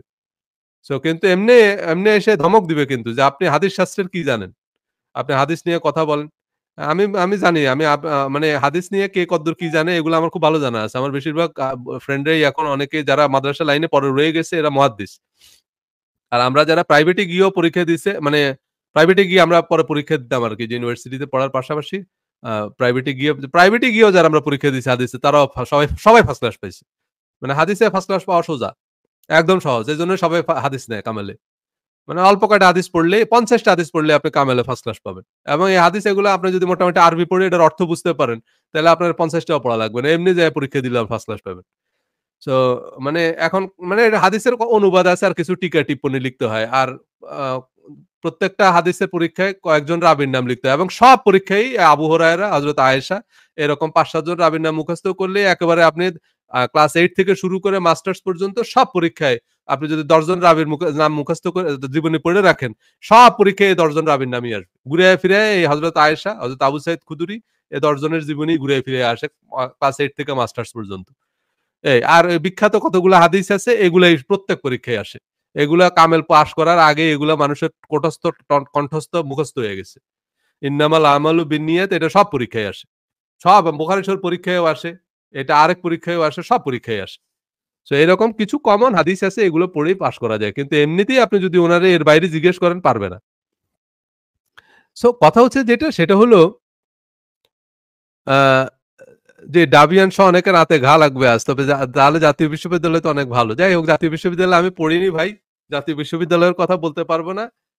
তবে কথাটা হচ্ছে যেটা আবার ইয়েটা হচ্ছে যেটা মানে ঢাকা ইউনিভার্সিটির একটা অ্যাডভান্টেজ হচ্ছে যেটা, সেটা হচ্ছে ঢাকা ইউনিভার্সিটিতে তো কম্পারেটিভলি অনেক তুলনামূলকভাবে মেধাবী স্টুডেন্টরা ভর্তি হয়। মানে স্টুডেন্ট মানে ওই ফিল্ট্রেশন প্রসেস এর ভিতরে দিয়ে যেহেতু একটা রিগারাস ভর্তি পরীক্ষার ভিতর দিয়ে যেতে হয়, সো এরা স্টুডেন্ট হিসাবে এমনিতেই ভালো। আর ঢাকা ইউনিভার্সিটি কালচারাল আরকি বলে যে ঢাকা ইউনিভার্সিটির বারান্দা থেকে অনেক কিছু শেখা যায় যেটা ক্লাসরুম থেকে শেখা যায় না। ক্লাসরুমের থেকে কারণ সেন্টার এটা। যেমন ধরেন আপনি যদি পলিটিক্স করতে চান, ঢাকা ইউনিভার্সিটি থেকে আইডিয়াল জায়গা না। মানে আপনি চিটাগং ইউনিভার্সিটি যদি গুলি খেয়ে মরেও যান, এই খবর হবে না। কিন্তু ঢাকা ইউনিভার্সিটি যদি আপনি একটা থাপ্পড়ও খান, তাহলে দেখবেন পত্রিকার হেডলাইন হয়ে গেছে। মানে মধুর ক্যান্টিনে ধর একটু ধাওয়া দিছে এটা দেখবেন পরের দিন পত্রিকার হেডলাইন। কিছুই না কিন্তু। কারণ ওই যে মধুর ক্যান্টিন ওটা রাজনীতির সেন্টার তো। কিন্তু আপনি দেখা গেল যে চিটাগং ইউনিভার্সিটিতে গুলিগালা খাইয়া আপনি কোমায় চলে গেছেন। এই খবরও পত্রিকায় নিউজই হবে না। সো কথাটা হচ্ছে যেটা ওই যে ঢাকা ইউনিভার্সিটি সেন্টার। এজন্য ঢাকা ইউনিভার্সিটির আপনি অলি-গলি থেকে যা কিছু শিখতে পারবেন ওইটা না আপনি অভিনয় করবেন। সব বড় অভিনেতা ঢাকা ইউনিভার্সিটির। সো আপনার ওই কানেকশন গুলো ওইখান থেকে অটো তৈরি হয়ে যাবে। আপনি সাংবাদিকতায় যাবেন, ঢাকা ইউনিভার্সিটিরই সব বড় সাংবাদিক। বা আশেপাশে সব পত্রিকার হেড অফিস। আপনি ওই স্টুডেন্ট লাইফ থেকে পার্ট টাইম করতে পারবেন। পরে একটা সময় বড় সাংবাদিক হয়ে যাবেন। ২১শে টিভি বলেন, যেই টিভি বলেন সবই তো ঢাকা ইউনিভার্সিটির পাশে। সো স্টুডেন্টরা পার্ট টাইম করে। মানে ওই ইউনিভার্সিটির ওই ইমেজ আর ব্র্যান্ড ভ্যালুর একটা ব্যাপার আছে তো সে কারণে অ্যাডভান্টেজ পেয়ে যায়। আর ক্যারিয়ারে সফল হওয়ার জন্য তো শুধু আপনার পড়াশোনার জ্ঞানই যথেষ্ট না। আপনার তো অবশ্যই ওই যে ব্র্যান্ড ইমেজ, ব্র্যান্ড ভ্যালু তো একটা ব্যাপার আছে। আর ঢাকা ইউনিভার্সিটির স্টুডেন্টরা যেহেতু আগে থেকেই বড় জায়গায় আছে। সো আমি কোন জায়গায় রেজিউমে দিলে সে তো আমার অ্যালাম নাই। সে তো যখনই দেখবে ঢাকা ইউনিভার্সিটি। যেমন আমার কাছে যদি এখন ঢাকা ইউনিভার্সিটির একটা স্টুডেন্ট এপ্লাই করে, আমি তো তাকেই নিব। আমি ন্যাশনাল ইউনিভার্সিটির স্টুডেন্টের থেকে তো মানে আছে না, আমি তো আমার দিক দিয়ে টানবো। সো সে কি জানে না জানে এমনিতেই কারণ ভর্তি পরীক্ষার জন্য প্রচুর পড়তে হয়। ঢাকা ইউনিভার্সিটিতে ভর্তি পরীক্ষার জন্যই যা পড়তে হয় ওতেই আপনার হয়ে যায় আরকি। এরপরে জাস্ট ঘুরাগাড়ি করলেই হয়। কিন্তু কথাটা হচ্ছে যেটা আমি যেটা বলতেছি যে ঢাকা বিশ্ববিদ্যালয়ে যদি পড়াইতো তাহলে ওই হার্ভার্ড, এমআইটি থেকে আমাদের ক্যালিবার কম না। ওই কথাটা বলতেছি। মানে আমাদের যে শিক্ষকরা আছে, আমাদের যেই কোয়ালিটির ছাত্র, মানে ছাত্ররা অনেক ভালো ছাত্র পাচ্ছেন আপনি। ধরেন আপনি যে স্টুডেন্ট পাইতেছেন ঢাকা ইউনিভার্সিটির ধরেন ১০০ টা স্টুডেন্ট ডায়মন্ড। আপনি এগুলোকে যদি একটু শেপ করেন তাহলে কিন্তু এগুলো সব চকচক করবে। কিন্তু এই শেপটা করা হচ্ছে না। আরো করা যায় সেটা বলতেছি আমি। কারণ এটা তো বাছাই করা। ঢাকা ইউনিভার্সিটির প্রত্যেকটা ডিপার্টমেন্টে যে ১০০ টা ১৫০ টা স্টুডেন্ট ভর্তি হয়, আইন বিভাগে যে ধরেন আইন বিভাগে যে ১০০ টা স্টুডেন্ট ভর্তি হয়, আপনি যদি এগুলোকে পলিশ করেন প্রত্যেকটা স্টুডেন্টের ডক্টর কামাল হওয়ার যোগ্যতা আছে। এই কথাটা আমি বলতেছি। আমি এমন না যে ঢাকা ইউনিভার্সিটি আবার পড়ে গেল। সেটা মনে করার কোনো কারণ নেই।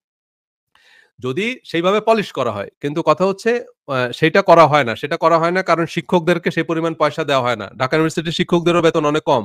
ওনারা কেন শেয়ার বাজারে গিয়ে পড়ে থাকে? ওনারা কেন বিভিন্ন এনজিওতে কনসালটেন্সি করে? এটার কারণ হচ্ছে ওনাদেরকে খুবই সামান্য বেতন দেওয়া হয়। এখন এত সামান্য বেতনে কিন্তু কারণ নরমালি তো বিশ্ববিদ্যালয়ে অনিয়ম দুর্নীতি হয় তারপরেও মেইনলি মেধাবীরাই আল্টিমেটলি জায়গা পায়। পলিটিক্স হয় এটা ঠিক আছে। মানে হয়তো ফার্স্ট যে তাকে নিল না কিন্তু ওই যে যাকে নেওয়া হয়েছে সেও কিন্তু হয়তো ফার্স্ট ক্লাস সেকেন্ড হইছে বা থার্ড হইছে। বা হয়তো অনার্সে খারাপ রেজাল্ট ছিল মাস্টার্সে ভালো করছে বা অনেকে আবার অনার্স মাস্টার্সের রেজাল্ট ভালো না হলেও তার হয়তো ভালো কিছু রিসার্চ আর্টিকেল আছে। ভালো কিছু আর্টিকেল লিখছে।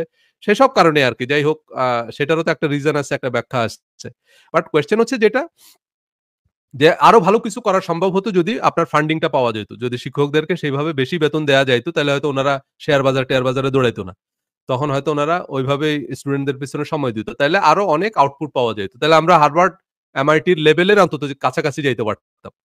বা ওরকম মানে টপ ৮ টা ১০ টা ইউনিভার্সিটির মধ্যে ঢাকা ইউনিভার্সিটির থাকা সম্ভব। যদি গবেষণায় আরো বরাদ্দ বাড়ানো যায়, যদি শিক্ষকদেরকে আরো সুযোগ সুবিধা দেয়া যায়, আমাদের কোম্পানিগুলো যদি এগিয়ে আসে। কারণ হার্ভার্ড, এমআইটি বা এই যে অক্সফোর্ড এগুলার কিন্তু অনেক পয়সা আসে হলো বিভিন্ন কোম্পানি থেকে। এগুলা হার্ভার্ড ইউনিভার্সিটি কিন্তু প্রাইভেট ইউনিভার্সিটি। ওখানে কিন্তু সরকার ভর্তুকি দেয় না। ওটা কিন্তু সব স্টুডেন্টদের পয়সা, তারপর হচ্ছে ওইসব জায়গা থেকে আসে। সো কথা হচ্ছে যেটা সেটা হলো আ সরি আমরা আ আচ্ছা। এখন আসেন এই যে কোরআনটা আমরা পড়ি না। কিন্তু কোরআন একসময় আরবের ক্ষুদ্র গোত্রগুলোকে একত্রিত করে সারা পৃথিবীর অজেয় এক শক্তিতে পরিণত করেছিল। একটা সময় মুসলমানরা সারা পৃথিবীকে আলোকিত করেছিল। জ্ঞান বিজ্ঞানের প্রতিটা শাখায় তাদের অবদান ছিল। তাই না? এই যে মুসলিম বিজ্ঞানী আবু মুসা আল জাবির ইবনে হাইয়ার ছিলেন রসায়ন শাস্ত্রের জনক। এখন আসেন মুসলমানরা যে পৃথিবীতে আধিপত্য করেছিল, একটা সময় মুসলমানরা পৃথিবীতে নেতৃত্ব দিয়েছে, এটা আমরা সবাই জানি। আরব, তারপর হচ্ছে পার্সিয়ান, মুসলমানরা একটা সময় পৃথিবীতে এই আজকে আমেরিকা যেমন, একটা সময় মুসলমানরা এরকম পৃথিবীতেও মানে আধিপত্য করছে। এখন এটার কারণ শুধু মুসলমানদের তলোয়ারের ধার না। ওই যে বললাম একটা শক্তিশালী মিলিটারি তৈরি করা, সেটার জন্যও কিন্তু আপনার জ্ঞান লাগবে। যুদ্ধ কিন্তু শুধু তলোয়ারের খেলা না। আপনারা যদি সানজুর আর্ট অফ ওয়ার বইটা পড়েন তাহলে আপনি দেখবেন যুদ্ধ কিন্তু জ্ঞানের খেলা। যেকোনো যুদ্ধ, আপনি ১ম বিশ্বযুদ্ধ বলেন, ২য় বিশ্বযুদ্ধ বলেন, এটা কিন্তু এই বোমা বারুদের খেলা না। এটা হচ্ছে জ্ঞানের খেলা। যুদ্ধ হচ্ছে জ্ঞানের খেলা। এটা সবসময় মনে রাখবেন। যার জ্ঞান যত বেশি সে যুদ্ধ জিতবে। আপনি অস্ত্র, গোলা বারুদ এগুলো দিয়ে না। যুদ্ধ অ্যা যুদ্ধ হয় হচ্ছে জ্ঞান যার বেশি সে যুদ্ধে জিতবে। সো এটা জ্ঞানের খেলা। সো এটার প্রতিদ্বন্দ্বিতা হচ্ছে জ্ঞানের। সো মুসলমানরা একটা সময় এই যে একটা রাজ্যের পর রাজ্য জয় করছে, এটা কিন্তু তাদের সৈন্য সংখ্যা অনেক বেশি ছিল তা না। আপনি দেখেন মুসলমানরা যে স্পেন জয় করছে, তারেক বিন জিয়াদের সৈন্য ছিল অল্প কিছু। আর যে আ আ স্পেনের যে আ সেনাবাহিনী তাদের ৪ লাখ সৈন্য ছিল। ৪ লাখ সৈন্যের বিরুদ্ধে আপনার ১০,০০০ সৈন্যও ছিল না। আপনার তারেক বিন জিয়াদের। কিন্তু তারেক বিন জিয়াদ জিতছে। তার মানে বেশি সৈন্য দিয়ে কিন্তু মানুষ যুদ্ধ জিতে না। যুদ্ধ জিতে হলে আপনার মাথার খেলা এটা। যুদ্ধ হলো মাথার খেলা। ইব্রাহিম লোদির সৈন্য ছিল ১.৫ লাখের মতো। কিন্তু বাবরের সৈন্য ছিল মাত্র ১০,০০০। কিন্তু পানিপথের যুদ্ধে বাবর জিতছে। কেন? ওই যে ব্রেন। যুদ্ধ হচ্ছে ব্রেনের খেলা। আল্টিমেটলি কার সৈন্য বেশি ছিল, কার গোলা বারুদ বেশি ছিল, কার অস্ত্র-শস্ত্র বেশি ছিল এগুলা মানুষ মনে রাখে না। মানুষ মনে রাখে যুদ্ধে কে জিতছে। মানুষ বাবরকে মনে রাখছে। ইব্রাহিম লোদির ইতিহাসে পরাজিত সে। ইব্রাহিম লোদি শুধু বাবরের ইতিহাস পড়তে গেলে আমরা ইব্রাহিম লোদির নাম জানি। কিন্তু ইব্রাহিম লোদিকে কে চিনে? সো কথা হচ্ছে যেটা নেপোলিয়ন অনেক যুদ্ধ জিতছে, এগুলো হচ্ছে জ্ঞানের খেলা। সো জ্ঞান। এখন মুসলমানরা যখন পৃথিবীতে আধিপত্য করছে জ্ঞানের উপর মুসলমানদের এই যে জাবির ইবনে হাইয়ান, এই যে উনি ছিলেন রসায়ন শাস্ত্রের জনক। এছাড়া ডিস্টিলেশন সিস্টেম উনি উদ্ভাবন করেন। কারণ ডিস্টিলেশন সিস্টেম থেকে কিন্তু বিজ্ঞানের বিশেষ করে রসায়নের অনেক আ ই আ কিছু আবিষ্কৃত হয়েছে কিন্তু ডিস্টিলেশন থেকে। এবং উনার যে ডিস্টিলেশন স্টিল উনি ডিজাইন করছিলেন তখন সেটা কিন্তু এখনো ইউনিক। ওটা থেকে বেটার স্টিল কিন্তু এখন আর কেউ বানাইতে পারে না এবং সেটাকে বলে জাবির স্টিল এখনো পর্যন্ত। তারপর হচ্ছে এই যে এছাড়া কসমোলজি, নিউমেরোলজি, অ্যাস্ট্রোলজি, মেডিসিন, ফিলসফিতে উনার অবদান ছিল অসামান্য। সো আপনার জ্ঞানের সর্বশাখায় মুসলমানদের অবদান ছিল। এরপরে আপনি আসেন, এই যে মুসলিম গণিতবিদ মুসা আল খারিজমি ছিলেন আলজেব্রার প্রবর্তক। এই যে আলজেব্রা বলি আমরা, এই আলজেব্রা, এই যে ওনার লেখা একটা বই ছিল কিতাব আল জাবর, সেখান থেকে আলজেব্রা শব্দটা আসছে। আলজেব্রা। তাহলে দেখেন উনি কিন্তু একজন মুসলিম গণিতবিদ। এখন গণিত কি তো আমরা জানি এটা হচ্ছে বিজ্ঞানের জননী। মানে গণিত ছাড়া তো আর বিজ্ঞান চিন্তাও করা সম্ভব না। তাইলে ওই যে মুসলিম চিকিৎসাবিদ আবু আলী ইবনে সিনাকে মনে করা হয় আধুনিক মেডিসিনের জনক। তার লেখা medical encyclopedia the canon of medicine standard text book হিসাবে ১৮ শতক পর্যন্ত সারা ইউরোপে পড়ানো হতো। এরপরে নাম চেঞ্জ হয়ে গেছে। মানে ওইখান থেকে পরে আরেকটু আপডেটেড আরেকটু আ ইয়ে করে মূলটা চলে গেছে আরকি জায়গা থেকে। কিন্তু আ ইবনে সিনাকে চিকিৎসা বিজ্ঞানের জনক মানা হয়।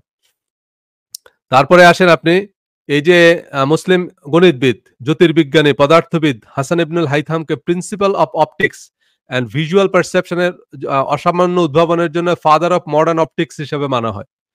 তারপরে মুসলিম জ্যোতির্বিদ এবং এই যে গণিতবিদ আবু আব্দুল্লাহ আল বিত্তানি বহু ট্রিগোনোমেট্রি ম্যাট্রিক্স রিলেশনস এর প্রবর্তন করেন। তার লেখা কিতাব আল জিজ থেকে কোট করেন স্বয়ং নিকোলাস কোপারনিকাস সহ বহু জ্যোতির্বিজ্ঞানী। তাহলে মানে জ্ঞান বিজ্ঞানে মুসলমানদের আধিপত্য ছিল এবং সে কারণেই মুসলমানরা পৃথিবীতে আধিপত্য করছে। পৃথিবীতে মুসলমানরা কর্তৃত্ব করছে। কারণ এইসব বিজ্ঞানীরা অবদান রাখছে জ্ঞান বিজ্ঞানের সর্বশাখায়। এই যে বিবিসি এবং টাইমস এর জরিপে খোদ মার্কিন যুক্তরাষ্ট্রে আমরা মনে করি যে এই আমেরিকানরা তো মনে হয় মুসলমানদেরকে দেখতে পারেন না। যেটা কোয়ালিটি সেটা সব জায়গায় কোয়ালিটির অবদান থাকবে। আপনি কোয়ালিটি না করে শুধু এইসব রেসিজমের কথা তুললে হবে না। বিবিসি এবং টাইমস এর জরিপে খোদ মার্কিন যুক্তরাষ্ট্রের সবচেয়ে জনপ্রিয় এবং বেস্ট সেলিং কবি হচ্ছেন আল্লামা জালালউদ্দিন রুমি। আপনি আমেরিকার কোন সেমিনারে কোন ইয়েতে অ্যাটেন্ড করলে দেখবেন যে বক্তা কতক্ষণ পরপর রুমির উদ্ধৃতি দেয়। মানে জালালউদ্দিন রুমিকে নিয়ে একটা সিনেমা তৈরি হচ্ছে হলিউডে। সেখানে রুমির চরিত্রে অভিনয় করবেন লিওনার্দো দা ক্যাপ্রিও। সো কথা হচ্ছে আল্লামা রুমি কিন্তু আমেরিকায় খুবই জনপ্রিয়। সো কথা হচ্ছে রুমির কোটেশন দিবে। যেকোনো বক্তৃতায় তারা রুমির কোটেশন দেয়, জালালউদ্দিন রুমি। তারপর হচ্ছে গার্ডিয়ানের জরিপে পৃথিবীর ইতিহাসে সর্বকালের সেরা ১০০ বইয়ের তালিকায় আছে আল্লামা শেখ সাদির অমর সৃষ্টি বস্তা। তাহলে এখন আপনি যদি ভাই ভালো বই লেখেন সেটা কিন্তু সারা পৃথিবী গ্রহণ করবেই। সো এখন ভালো বই না লিখে আমি যদি বলি যে না আমাকে পার্সিয়ালিটি করছে, এই করছে, সেই করছে। সো কথা হচ্ছে যেটা এরপরে আসেন এই যে স্থাপত্যে। মানে স্থাপত্যে মুসলিম শ্রেষ্ঠত্বের বিস্ময়কর নিদর্শন কি? তাজমহল। না তাজমহল এই যে আমরা জানি পৃথিবীর আপনার এটা বিস্ময়। আপনার হচ্ছে এই যে তাজমহল হচ্ছে মানে ৭ম আশ্চর্য। তাজমহলের থেকে ভালো ইমারত আজ পর্যন্ত কেউ তৈরি করতে পারেনি। আমরা এখন এই মুসলমানদের এসব ইতিহাস আমরা অনেক সময় জানি না। কারণ হচ্ছে আমাদেরকে এগুলো ভুলিয়ে দেওয়া হইছে আরকি। এই যে আপনার মুসা আল খারিজিমির কথা বলছি। এই যে ওনাকে আপনার আলজেব্রার জনক মনে করা হয়। এই যে আ আ আমরা প্রায় শুনি অ্যালগরিদম শব্দটা তো শুনছেন। অ্যালগরিদম। এই যে Facebook এর অ্যালগরিদম, YouTube এর অ্যালগরিদম, Google এর অ্যালগরিদম বলে না অ্যালগরিদম? এই অ্যালগরিদম শব্দটা কোত্থেকে আসছে? অ্যালগরিদম শব্দটা আসছে হলো এই যে মুসলিম গণিতবিদ মুসা আল খারিজিমি। এই মুসা আল খারিজিমির বই যখন ল্যাটিন ভাষায় অনুবাদ করা হয়, তখন উনার নাম লেখা হয়েছে মুসা আল-গারিদিমি। এই আল-গারিদিমি থেকেই অ্যালগরিদম। তাহলে এই যে একজন এই অ্যালগরিদম মানে কিন্তু একজন মুসলিম বিজ্ঞানী, মুসলিম গণিতবিদ। তার মানে এই মুসলমানরা জ্ঞান বিজ্ঞানের বিভিন্ন শাখায় অবদান রাখছে। এখন আপনি যদি সেই জায়গায় না চেষ্টা করেন, আপনি ইয়ে করতে পারবেন না। এই যে আমরা কাদিয়ানীদেরকে আমাদের দেশে কাদিয়ানীদেরকে আমরা এরকম দৌড়ের উপর রাখছি। অমুসলিম ঘোষণা করা নিয়ে আমরা পড়ে আছি। কিন্তু এই যে পাকিস্তানের আব্দুস সালাম পদার্থবিজ্ঞানে নোবেল পুরস্কার পাইছে সে কিন্তু কাদিয়ানী। এবং কাদিয়ানীরা সারা পৃথিবীতে আম আম কাদিয়ানীর সংখ্যা কিন্তু খুব কম। কিন্তু কাদিয়ানীরা মূলধারার মুসলমানদের থেকে অনেক শক্তিশালী, ইহুদিদের মতো। এটার কারণ হচ্ছে যেটা সেটা হচ্ছে পড়ালেখায় কাদিয়ানীরা আমাদের থেকে অনেক এগিয়ে। আপনি এই যে আ জাস্টিন ট্রুডো এসে মুসলমানদের বিভিন্ন সম্মেলনে এসে আসসালাম আলাইকুম বলে সালাম দেয়। আর আমরা সাথে একদম খুশিতে বাকবাকুম করি। কিন্তু জাস্টিন ট্রুডো কিন্তু যে এসে আসসালামু আলাইকুম বলে সালাম দেয় এটা কাদিয়ানীদের অনুষ্ঠান। কাদিয়ানীদের অনুষ্ঠানে এসে সালাম দেয়। তাহলে কথা হচ্ছে যেটা সেটা হলো ভাই কাদিয়ানীদেরকে অমুসলিম ঘোষণা করার পিছনে দৌড়ানোর দরকার নেই। আপনারা ভাই লেখাপড়া করেন। আমরা যেন ২ একটা নোবেল পুরস্কার পাইতে পারি সেটার চেষ্টা করেন। সেটার চেষ্টা না করলে কাদিয়ানীদেরকে ঠেকাইতে পারবেন না। একসময় দেখবেন ইহুদিরা কাদিয়ানীদের থেকে শক্তিশালী হয়ে গেছে। তখন এই কাদিয়ানীরা আমাদেরকে দৌড়াবে। সো কাদিয়ানীদের পিছনে না লেগে আগে নিজের পড়ালেখাটা করতে হবে আমাদেরকে। পড়ালেখা না করলে হবে না। সো কথা হচ্ছে এই যে স্পেন বিজয়ী সেনাপতি তারেক বিন জিয়াদ ইউরোপের উপকণ্ঠে এই যে ইউরোপের উপকণ্ঠে আপনার যে আ মানে এখন এই ইতিহাস কেন আমরা ভুলে গেছি? দেখেন পৃথিবীর ইতিহাস ১ম অঙ্কন করছে মুসলমানরা। পৃথিবীর যে মানচিত্র এই মানচিত্র ১ম মুসলমানরা আঁকছে মানে আরবরা আঁকছে। এবং এই আরবরা যখন পৃথিবীর মানচিত্র অঙ্কন করে তখন মানচিত্রের নর্থ মানে আপনারা যদি পৃথিবীর মানচিত্রটা দেখেন তাহলে দেখবেন যে মানচিত্রের নর্থ মানে এই যে নর্থে হচ্ছে সব ধনী দেশ এখন। এই যে নর্থে হচ্ছে কি আমেরিকা, কানাডা, ইউরোপ, তাই না? এই জাপান এগুলো হচ্ছে মানচিত্রের নর্থ মানে নর্থ হচ্ছে উপরের দিকে। আর ওয়ার্ল্ডের ম্যাপটা যেভাবে ঝুলানো হয় তাতে সাউথ থাকে এখন নিচের দিকে, তাই না? সাউথে হচ্ছে সব গরিব দেশ। সাউথে হচ্ছে আফ্রিকা, এশিয়া, ল্যাটিন আমেরিকা এগুলো হচ্ছে সব সাউথে। সাউথ হচ্ছে গরিব আর নর্থ হচ্ছে ধনী। সব ধনী দেশ সাউথে। কিন্তু পৃথিবীর মানচিত্র যখন অঙ্কন করা হয় তখন আরবরা অঙ্কন করছে তো তখন এই নর্থ ছিল নিচে, সাউথ ছিল উপরে। কারণ তখন জ্ঞান বিজ্ঞানে সাউথ ছিল এগিয়ে। মানে এশিয়া, আফ্রিকা, ল্যাটিন আমেরিকার দেশগুলোর কিন্তু প্রাচীন ইতিহাস অনেক সমৃদ্ধ। মানে আজ থেকে ১,০০০ বছর আগে এই দেশগুলো ছিল ধনী। ইউরোপ তখন অন্ধকার যুগ। আমেরিকা তখন আবিষ্কারও হয়নি। মানে এগুলা এইজন্য নর্থকে রাখা হইছে নিচের দিকে, সাউথকে রাখা হইছে উপরের দিকে। কিন্তু যখন ব্রিটিশরা পরাশক্তি হলো এবং ব্রিটিশরা যখন আমাদেরকে ইতিহাস পড়াইতে আসছে, তারা তখন মানচিত্রটারে উল্টাইয়া দিছে। এখন এই উল্টাটা এখন আমাদের কাছে ঠিক মনে হয়, ঠিকটারে উল্টা মনে হয়। এখন যদি মানচিত্র আপনি উল্টা করে ঝুলান, তাহলে মানুষ বলবে যে, "ভাই এটা কিরকম হইলো? মানচিত্র তো আপনি উল্টা ঝুলাইছেন। মানচিত্রে তো ওইটা নর্থ উপরের দিকে থাকবে।" কিন্তু মানচিত্রের আসলে নর্থ ছিল নিচের দিকে। নর্থ নিচে ছিল, সাউথ উপরে ছিল। কিন্তু ব্রিটিশরা এই ইতিহাসটা আমাদেরকে পড়ানোর সময় উল্টাইয়া দিছে ইতিহাস। সেটা নিয়ে আমরা একটু পরে আবার আলোচনা করব। সো এই যে স্পেন বিজয়ী সেনাপতি তারেক বিন জিয়াদ, উনি একজন তাবেই ছিলেন কিন্তু। উনি যে এই পাহাড়ের উপরে মানে ইউরোপের প্রবেশদ্বার, এই যে ইউরোপের যে এই যে ইউরোপের প্রবেশদ্বার বলা হয় যে সেটা এখনো কিন্তু তারেক বিন জিয়াদের নামে। এখনো পর্যন্ত। মানে সেনাপতি তারেক বিন জিয়াদ যে পাহাড়ের পাদদেশে ১ম মানে উনার জাহাজ নোঙ্গর করছে, সেই পাহাড়টার নামকরণ করা হয়েছিল উনার নামে। আরবিতে জিবালুত তারেক, মানে তারেকের পাহাড়। তো এই জিবালুত তারেক এই শব্দটাকে ইংরেজিতে বলে জিব্রাল্টার। মানে এই জিব্রাল্টার মানে হচ্ছে জেবালুত তারেক, মানে তারেকের পাহাড়। তাহলে এই জিব্রাল্টার হচ্ছে ইউরোপের প্রবেশদ্বার। তো এখনো পর্যন্ত ইউরোপের মেইন গেট কিন্তু তারেক বিন জিয়াদের নামে। তাহলে আমরা এইসব ইতিহাস জানি না। এসব ইতিহাস আমাদেরকে ভুলিয়ে দেওয়া হয়েছে। সো কিন্তু মুসলমানরা জ্ঞান, বিজ্ঞান, ভূগোল, তাহলে এই যে মুসলমানরা যে জয় করছে কিভাবে জয় করছে? এই যে পৃথিবীর মানচিত্র ১ম অঙ্কন করছে। কারণ পৃথিবীর মানচিত্রই যদি না জানতে কেমনে জানে ইউরোপ কোন জায়গায়? আক্রমণ করবে কোন দিক দিয়ে? যুদ্ধ জয় করবে কোন দিক দিয়ে? তো এখন আপনি ভূগোল জানেন না, ইতিহাস জানেন না, আপনি ইকোলজি জানেন না, কোন সময় শীত, কোন জায়গায় কখন বর্ষা, কোন জায়গায় দিন, কোন জায়গায় রাত। এই জ্ঞান যদি আপনার না থাকে আপনি যুদ্ধ জিততে পারবেন না কেউ। শুধু ঢাল তলোয়ার নিয়ে চলে গেলেন, গিয়ে দেখলেন যে ওইখানে তো এখন তুষার পড়তেছে। সো তখন তো আপনি বরফের তলে পড়ে মরে যাবেন। তার মানে আপনার এই যুদ্ধ জিততে হলে আপনার ভূগোলের জ্ঞান থাকতে হবে। আপনার এইজন্য পৃথিবীতে শুধু আরবদের শুধু ভূগোলের জ্ঞান ছিল না। আরবরা ১ম পৃথিবীর মানচিত্র অঙ্কন করছে। সো এখন সেই জিনিসগুলো আমরা জানি না অনেকে। সো জ্ঞানের প্রত্যেকটা শাখায় মুসলমানদের এই আধিপত্য ছিল এবং সেইসব কারণেই মুসলমানরা একটা সময় পৃথিবীতে শ্রেষ্ঠ জাতি ছিল। কিন্তু এখন মুসলমানরা সেই জায়গায় নাই। এখন মুসলমানরা আছে হলো বিভিন্ন ফতুয়া নিয়ে। দাড়ি কলব দেয়া যাবে কিনা, তারপরে হচ্ছে আপনার ঘোমটা কদ্দুর হবে, তারপরে হচ্ছে আপনার এই বিবি তালাকের ফতুয়া, এগুলো নিয়ে এই যে আপনার শায়েখ আহমদুল্লাহ, হায়, হায় রে! উনার যে ফতুয়ার দোকান, মানুষ কি প্রশ্ন করে, তাই না? রোজা রেখে চুল কাটানো যাবে কিনা? মানে এসব প্রশ্ন যে উনি করে, এসব প্রশ্নের উত্তর আবার উনি দেয়। মানে আমি কি বলবো? চিন্তা করেন এগুলার নাম ইসলাম ধর্ম। ইসলাম ধর্মের মধ্যে ১ থেকে ১৫০ আয়াত আছে কোরআনে যেগুলো হচ্ছে নামাজ, রোজা, হজ, যাকাত সংক্রান্ত। তাহলে কোরআনের আর যে ৬,০০০ প্লাস আয়াত আছে, সেই আয়াতগুলো কি? সেই আয়াতগুলো কেন? সেই আয়াতগুলো ফিজিক্স, কেমিস্ট্রি, বায়োলজি, ম্যাথমেটিক্স, সেই আয়াতগুলো হচ্ছে বিশ্ব সম্পর্কে, বিশ্ব জগৎ সম্পর্কে। তো সেই আয়াতগুলো কই? সেই আয়াতগুলো আমরা কেন পড়ি না? সেগুলো নিয়ে কেন চিন্তা করি না? ব্যবসা-বাণিজ্য নিয়ে আল্লাহ একজন নবী পাঠাইছে। হযরত সোহাইব আলাইহিস সালামকে উনি পাঠাইছে। হযরত সোহাইব আলাইহিস সালাম ছিলেন হার্ভার্ড বিজনেস স্কুল। উনার কাজই ছিল ব্যবসা-বাণিজ্য শিখানো। তো কই সেই ব্যবসা-বাণিজ্য নিয়ে তা আমরা পড়ি না। ব্যবসা-বাণিজ্য নিয়ে তো আমেরিকানরা পড়তেছে। এজন্য সারা পৃথিবীতে সব ব্যবসা-বাণিজ্য আমেরিকানদের এখন। একটা সময় সব ব্যবসা করত মুসলমানরা। কিন্তু এখন সব ব্যবসা করে কারা? এখন সব ব্যবসা করে জাপানিরা। এজন্য তো জাপান অর্থনৈতিক পরাশক্তি। এই যে আপনি দেখেন আপনার বাড়ির মধ্যে Toyota, Honda, আপনার এই যে আ এ সব জাপানি, আপনার Canon, Panasonic, তারপরে Fujitsu, এগুলা কি? জাপানি ব্র্যান্ড। তো জাপানি কোম্পানিগুলো বিক্রি হচ্ছে তো।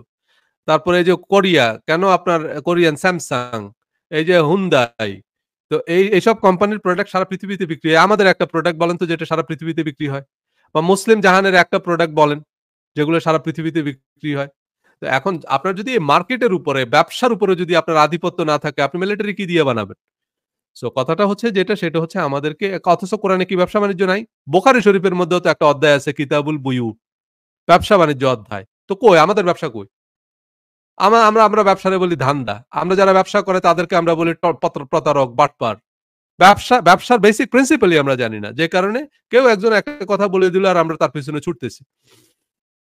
আমার মগের মুল্লুকের অর্থনীতি বইটা পড়বেন তাইলে আপনি দেখবেন। যে যারা ব্যবসা করতেছে তাদেরকে ধান্দাবাজ, বাটপার, প্রতারক এইসব কথা বলে আমাদের দেশে। মানে মানুষের কমন বিলিফ, যে কারণে মিডিয়া তাদের সম্পর্কে কিছু একটা লেখার সাথে মানুষ সেটা একবারে আসমানি কিতাবের মতো বিশ্বাস করে। সো এই যে জিনিসগুলো, এই কথাগুলো খুবই গুরুত্বপূর্ণ বিষয়। আমরা কোরআনের ওই যে জিনিসগুলো সেগুলো পড়ি না। এইজন্য আমরা মনে করি এগুলো দুনিয়াবি পড়াশোনা। দুনিয়াবি পড়াশোনা মানে ব্যবসাই হচ্ছে গিয়ে কোরআনের শিক্ষা। কোরআনের ব্যবসা নিয়ে পড়া আছে। বুখারী শরীফে ব্যবসা নিয়ে আলাদা অধ্যায় আছে। তারপর হচ্ছে আপনার এই যে বিহেভিয়ারাল এগুলো সব সাইকোলজি, এগুলো সবই ইসলামী শিক্ষা। এগুলো সবই পড়তে হবে আপনাকে। সো কেন বিহেভিয়ার নিয়ে কোরআনে আলোচনা নাই? এবং এগুলো কি বিহেভিয়ারাল সাইকোলজির আলোচ্য বিষয় না?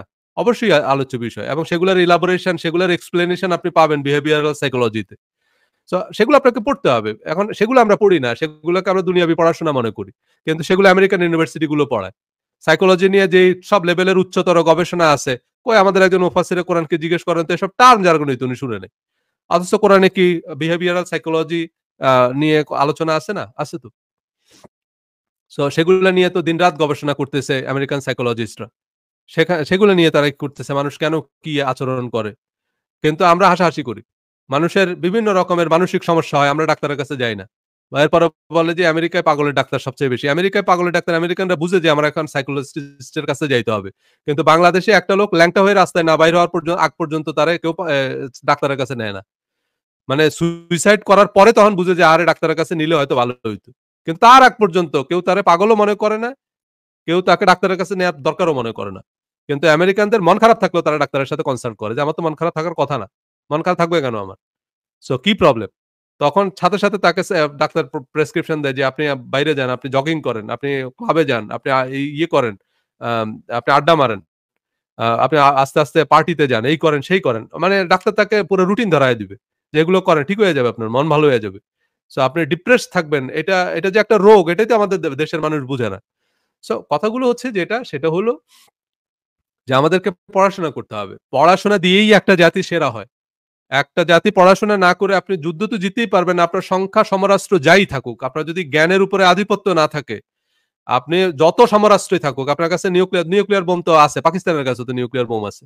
নিউক্লিয়ার বোম থাকলে একটা দেশ পরাশক্তি হয় নাকি? পাকিস্তানের মতো একটা অথর্ব নেশন এখনকার পৃথিবীতে। সো কিন্তু কথা হচ্ছে যেটা সেটা হলো মানে পাকিস্তান অলমোস্ট দেউলিয়া। মানে আপনার পাকিস্তানের টিভি চ্যানেল গুলো যদি দেখেন, পাকিস্তানের থেকে বাংলাদেশের অর্থনীতি ফার বেটার এখন এই মুহূর্তে। সো কথা হচ্ছে যে অথচ পাকিস্তান কিন্তু নিউক্লিয়ার সুপার পাওয়ার। পারমাণবিক পরাশক্তি। এখন এই ঋণ করে পাকিস্তানের যে পারমাণবিক বোম, এটা হলো ঋণ করে ঘি খাওয়ার মতো। তারা পারমাণবিক বোম বানাইছে ঠিক আছে, ইন্ডিয়ার সাথে টক্কর দিতে গিয়ে। কিন্তু এদিক দিয়ে তাদের অর্থনীতি দেউলিয়া। মানে এগুলো হলো গরিবের ঘোড়া রোগ। তো কথাটা হচ্ছে এজন্য আল্টিমেটলি যে জিনিসটা হচ্ছে সেটা হলো যে আপনার অর্থনৈতিকভাবেও কিন্তু আপনাকে সমৃদ্ধ হইতে হবে। সবকিছুর মধ্যে অ্যালাইনমেন্ট না থাকলে হবে না। আপনি সাইকেলের মধ্যে ওই ট্রাকের চাকা লাগাই দিলে কিন্তু আপনি ট্রাক হয়ে গেলেন না। এই সাইকেল চালাইতেই পারবেন না। সো নিউক্লিয়ার বোম বানাইলেই আপনি পরাশক্তি হয়ে যাবেন না যদি আপনার সেই আপনার যদি একাডেমিক এক্সেলেন্স না থাকে। তখন সেটা হবে না। সো এজন্য খুব গুরুত্বপূর্ণ বিষয় হচ্ছে যেটা সেটা হচ্ছে আমাদেরকে জ্ঞানে শ্রেষ্ঠ হতে হবে। যদি আমরা পৃথিবীতে শ্রেষ্ঠ হইতে চাই। আমরা যদি আরো বেটার নেশন তৈরি করতে চাই তাহলে আমাদেরকে জ্ঞান, বিজ্ঞান সেসব বিষয়ে উন্নতি করতে হবে। সো আর এখন আসেন আমরা এর পরের যে জিনিসটা আমরা আগামী পর্বে খুব মূল আলোচনা শুরু করব। মানে এই সিরিজে আমরা আ যেসব বিষয় নিয়ে কথা বলব সেটা হচ্ছে যে অ্যাটিটিউড। মানে আমাদের মনোভাব। মানে আমাদের এসে সাফল্যের পিছনে আমরা দেখলাম যে তাইলে একটা জাতি অন্যান্য মানে ব্যক্তি, একটা দল, পারিবারিক, প্রফেশনাল মানে বিভিন্ন স্ফিয়ারে সাফল্যের যে কারণগুলো সেগুলো আমরা একটু এক্সামিন করার চেষ্টা করলাম। এবং আজকের সেশনে আমরা দেখলাম কিভাবে একটা জাতি আরেকটা জাতির থেকে সেরা হয়। কিভাবে একটা জাতি সফল হয়। কেন একটা জাতি ব্যর্থ হয়। কেন একটা জাতি সফল হয় না। আপনি মনে করতেছেন সরকার বদলাইলে আপনি সুইজারল্যান্ড হয়ে যাবেন। জীবনেও হবেন না। কিছুই হবে না। সরকার বদলালেই বা এই দল আর যায় ওই দল আসে হবে না। কারণ আপনাকে মানে আগে সাফল্যের আসল কারণটা খুঁজতে হবে। তাই না? আমরা এই কারণকে দোষারোপ করি, ওই কারণকে দোষারোপ করি যে আমাদের দেশ থেকে টাকা পাচার হয়ে যাচ্ছে। টাকা পাচার বন্ধ করতে হইলেও টাকা লাগবে। নাহলে আপনি টাকা পাচার বন্ধ করতে পারবেন না। টাকা আপনি যদি রাস্তায় নেমে বিলাপ করেন, গলা ফাটাইয়া ফেলেন যে টাকা পাচার হয়ে যাচ্ছে। টাকা পাচার আপনি ৳১ পাচার বন্ধ করতে পারবেন না। বরং এই যে টাকা পাচার নিয়ে যারা গলা ফাটায় তারাই টাকা পাচার করে সবচেয়ে বেশি। যেমন হাইজ্যাকাররা এখন দল বাইন্ধা হাইজ্যাক করে। যারা হাইজ্যাক করতেছে সে যদি টু শব্দ করে তারাই হাইজ্যাকার হিসাবে পিটাইয়া মেরে ফেলবে। তো এজন্য যারা এই টাকা পাচার নিয়ে সবচেয়ে বেশি সরব, তারাই বাংলাদেশ থেকে সবচেয়ে বেশি টাকা পাচার করে। এটা আমার মগের মুল্লুক বইয়ে আমি একেবারে তথ্য প্রমাণ সহ উল্লেখ করছি। সো চাইলে আপনারা বইটা কালেক্ট করে পড়তে পারেন। সো কোয়েশ্চেন হচ্ছে যেটা সেটা হলো আপনি বাংলাদেশে সরকার বদলাইলে দেশ সিঙ্গাপুর হবে না। বা আপনি এই মাতম করলে হবে না। এজন্য আমাদের গ্রামাঞ্চলে একটা কথা আছে যে, "বুড়ার কবর কই আর বুড়ি কাঁদে কই?" সমস্যাটা হচ্ছে আমরা বাংলাদেশের সমস্যাগুলো নিয়ে যাদেরকে মাতম করতে দেখি, তারা সমস্যার আশেপাশেই নাই। তারা যেটা নিয়ে তারা কাঁদতেছে এটা ঠিক আছে। এই যে আপনার বড়, বড় মানবতার ড্যাডি আছে অনেকে। এটা সোশ্যাল মিডিয়ায় একটা নিশ। মানবতার ড্যাডি ওনার। দেখবেন দেশের অনিয়ম দুর্নীতি নিয়ে গলা ফাটায় ফেলতেছে। কিন্তু উনি নিয়মটা কি এটাই জানে না। অনিয়ম নিয়ে চিল্লাইলে নিয়ম এই অনিয়ম বন্ধ হবে না। কারণ যিনি এই অনিয়ম নিয়ে চিৎকার চেঁচামেচি করতেছে, উনার ব্যবসা, অর্থনীতি, রাজনীতি এগুলো সম্বন্ধে কোন ধারণাই নেই। উনি নিজে বিশেষজ্ঞ সেজে খালি এটা সমস্যা, ওইটা সমস্যা বলতেছে। আসল সমস্যার আশেপাশে উনি নাই। সো আপনাকে আগে সমস্যা ডিটেক্ট করতে হবে। এখন ধরেন একটা লোক অসুস্থ। সে অসুস্থ ভাই এটা তো আমিও বলতে পারি। এটা বুঝার জন্য তো ডাক্তার লাগে না। একটা লোক অসুস্থ সে বিছানাতে উঠতে পারতেছে না। তার গা গরম, গা ফাটিয়ে দিতেছে জ্বরে। তো তার মানে তার যে অসুখ এটা তো আমরা সবাই বুঝতেছি। কিন্তু কথাটা হইতেছে সে বমি করতেছে। তো একটা লোক অসুস্থ এটা বুঝার জন্য তো ডাক্তার লাগে না। কিন্তু ডাক্তারকে সমস্যা খুঁজে বের করতে হবে। যে সে যে অসুস্থ কারণটা কি? কেন সে অসুস্থ? এবং সে যে অসুস্থ এটার সমাধান কি? এটার ওষুধ কি? এটা এনে ডাক্তার বলবে। এখন আমাদের এই সোশ্যাল মিডিয়ায় যারা মানবতার ড্যাডি যারা এই সমস্যা বলে গলা ফাটাইতেছে, এরা কিন্তু আসল সমস্যাই জানে না।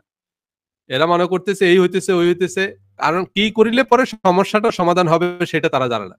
এজন্য তারা শুধু সমস্যা বলে চিল্লাইতেছে। ভাই সমস্যা তো আমিও দেখতেছি। সমস্যা, বেকার সমস্যা, এই আকার সমস্যা, তো এগুলো তো আপনিও জানেন, আমিও জানেন। এখন আপনি বলেন এটার সমাধান কি? সেটা বলেন। এইটা উনি জানে না। তা এইটা সমাধান হবে না যতক্ষণ পর্যন্ত না আপনি এই এই সমাধান মানে আসল সমস্যাটা ডায়াগনোস না করবেন। সো কথা হচ্ছে যেটা আমরা আগামী পর্বে আলোচনা করব হচ্ছে অ্যাটিটিউড নিয়ে, মনোভাব। এটা একটা ব্যক্তির মনোভাব, একটা জাতির মনোভাব, সেটার উপরে একটা জাতির উন্নতি নির্ভর করে।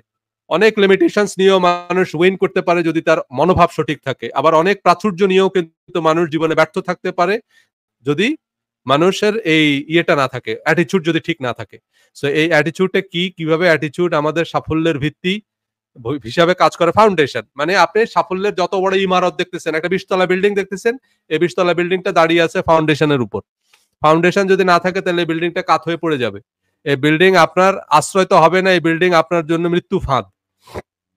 ঠিক আমাদের সাফল্যের পিছনে এরকম একটা ইমারত লাগবে, এরকম একটা ফাউন্ডেশন লাগবে। সেই ফাউন্ডেশনটার নাম হচ্ছে অ্যাটিটিউড। সেটা একটা ব্যক্তির সাফল্যের পিছনে, সেটা আপনার প্রফেশনাল লাইফের সাফল্যের পিছনে, সেটা আপনার পারিবারিক জীবনে যদি আপনি সফল হতে চান, আপনার প্রপার অ্যাটিটিউড থাকতে হবে। আপনি যত ব্যক্তি মানুষের কাছে আপনি যত বড় সেলিব্রিটি হন, মানুষের কাছে আপনি যত বিশিষ্ট ব্যক্তি হন, আপনি দেখবেন সংসার টিকবে না। আপনার বউ আপনার ডিভোর্স দিয়ে চলে যাবে। আপনার ঘর একটা নরক হয়ে থাকবে। আপনি ঘরে ফিরতে পারবেন না। আপনি বাইরে থাকবেন। যদি আপনি অ্যাটিটিউড যদি আপনার ঠিক না থাকে। সো অ্যাটিটিউড, এই মানসিকতা, দৃষ্টিভঙ্গি সেসব যদি ঠিক না থাকে আপনার সব থেকেও আপনি দেখবেন নাই। আপনার সোনার খনি আছে। কিন্তু সেই সোনার খনির উপরেও কিন্তু আপনি দেখবেন যে আপনি কয়লার মতো জ্বলতেছেন। এটা আপনাকে কোনো আনন্দ দিবে না যদি আপনার অ্যাটিটিউড ঠিক না থাকে। ঠিক একই রকম ভাবে একটা জাতির হীরার খনিও যদি থাকে সেই দেশে আফ্রিকার অনেক দেশে হীরার খনি আছে কিন্তু এই হীরার খনি দিয়ে তারা বড়লোক হয় নাই। বরং এই হীরার খনি তাদের দেশে গৃহযুদ্ধ। এবং প্রতিদিন মানুষ পশু পাখির মতো মরতেছে। এই যে আফ্রিকার ঘানা, তারপরে আপনার এই যে আইভরি কোস্ট, এইসব দেশকে গোল্ড কোস্ট বলা হয়। মানে সেসব দেশে কিন্তু অনেক হীরার খনি আছে, সোনার খনি আছে। কিন্তু এইসব সোনার খনি, হীরার খনি দিয়ে সেসব দেশ ধনী হয় নাই।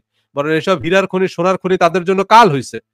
কারণ হচ্ছে এইসবের জন্য পরাশক্তিগুলো তাদের দেশ আক্রমণ করে, পরাশক্তিগুলো সেসব দেশে এসব তেলের জন্য সেসব দেশ আক্রমণ করে সেগুলোকে বরবাদ করে ফেলছে। ইরাকের তেল ইরাকের জন্য কাল হয়ে দাঁড়াইছে। আফগানিস্তানের প্রাকৃতিক সম্পদ আফগানিস্তানের জন্য কাল হয়ে দাঁড়াইছে। সো সম্পদ সবসময় আপনার জন্য সম্পদ না। সম্পদ অনেক সময় আপনার জন্য দায়। তাই না? বলে না গরিবের ঘরে সুন্দরী বউ থাকতে নাই। এটা মানে আমাদের গ্রাম্য এক প্রবাদ আরকি। Don't take it otherwise but এই কথা সত্যি। সো কথা হচ্ছে যেটা সেটা হলো আপনার যদি হীরার খনি থাকে আপনি যদি সেটার যোগ্য না হন তাহলে হীরার খনি কিন্তু আপনার জন্য কাল হয়ে দাঁড়াবে। বাংলাদেশে হীরার খনি নাই এটা অন্তত আপনার মনে করতে পারেন যে এটা ভাই আল্লাহর এক রহমত। যদি হীরার খনি থাকতো উল্টা দেখতেন যে আমাদের দেশ আফগানিস্তান হয়ে গেছে, ফিলিস্তিন হয়ে গেছে। মানে সেখানে তখন ইন্ডিয়া বা এই আশপাশ থেকে দেখতেন এই আসে ওই আসে যুদ্ধ লাগায় দিছে। কারণ হচ্ছে আপনার যদি ক্যাপাবিলিটি না থাকে, আপনার যদি সেটা সংরক্ষণের হ্যাডম না থাকে তাহলে যেটা হবে এসব অ্যাসেট আপনার জন্য বরং লায়াবিলিটি হয়ে দাঁড়াবে। এগুলো আপনার জন্য কাল হয়ে দাঁড়াবে। ৳১,০০,০০০ নিয়ে আপনার যদি গাড়ি না থাকে উল্টা দেখবেন যে হাইজ্যাকার আপনার পেটে ছুরি ঢুকাই দিয়ে টাকা নিয়ে চলে গেছে। সো এজন্য টাকা থাকলেই হবে না, ন্যাচারাল রিসোর্স থাকলেই হবে না। সেই সবের জন্য আপনার প্রপার অ্যাটিটিউড থাকতে হবে। আপনাকে কোয়ালিফাই করতে হবে। এজন্য খালি বলবেন না যে, "আল্লাহ আমারে দাও, দাও।" আল্লাহ অযোগ্য লোকরে দেয় না। দিলে সে রাখতে পারে না। বরং ওটা তার জন্য আরো আ ইয়ে হয়ে দাঁড়ায়। সেটা কিন্তু হিতে বিপরীত হয়ে দাঁড়ায়। আপনি হঠাৎ করে কোটিপতি হয়ে গেলেন। যদি আপনি কোটি টাকার যোগ্য না হন, এটা কিন্তু আপনার জন্য কাল হয়ে দাঁড়াবে।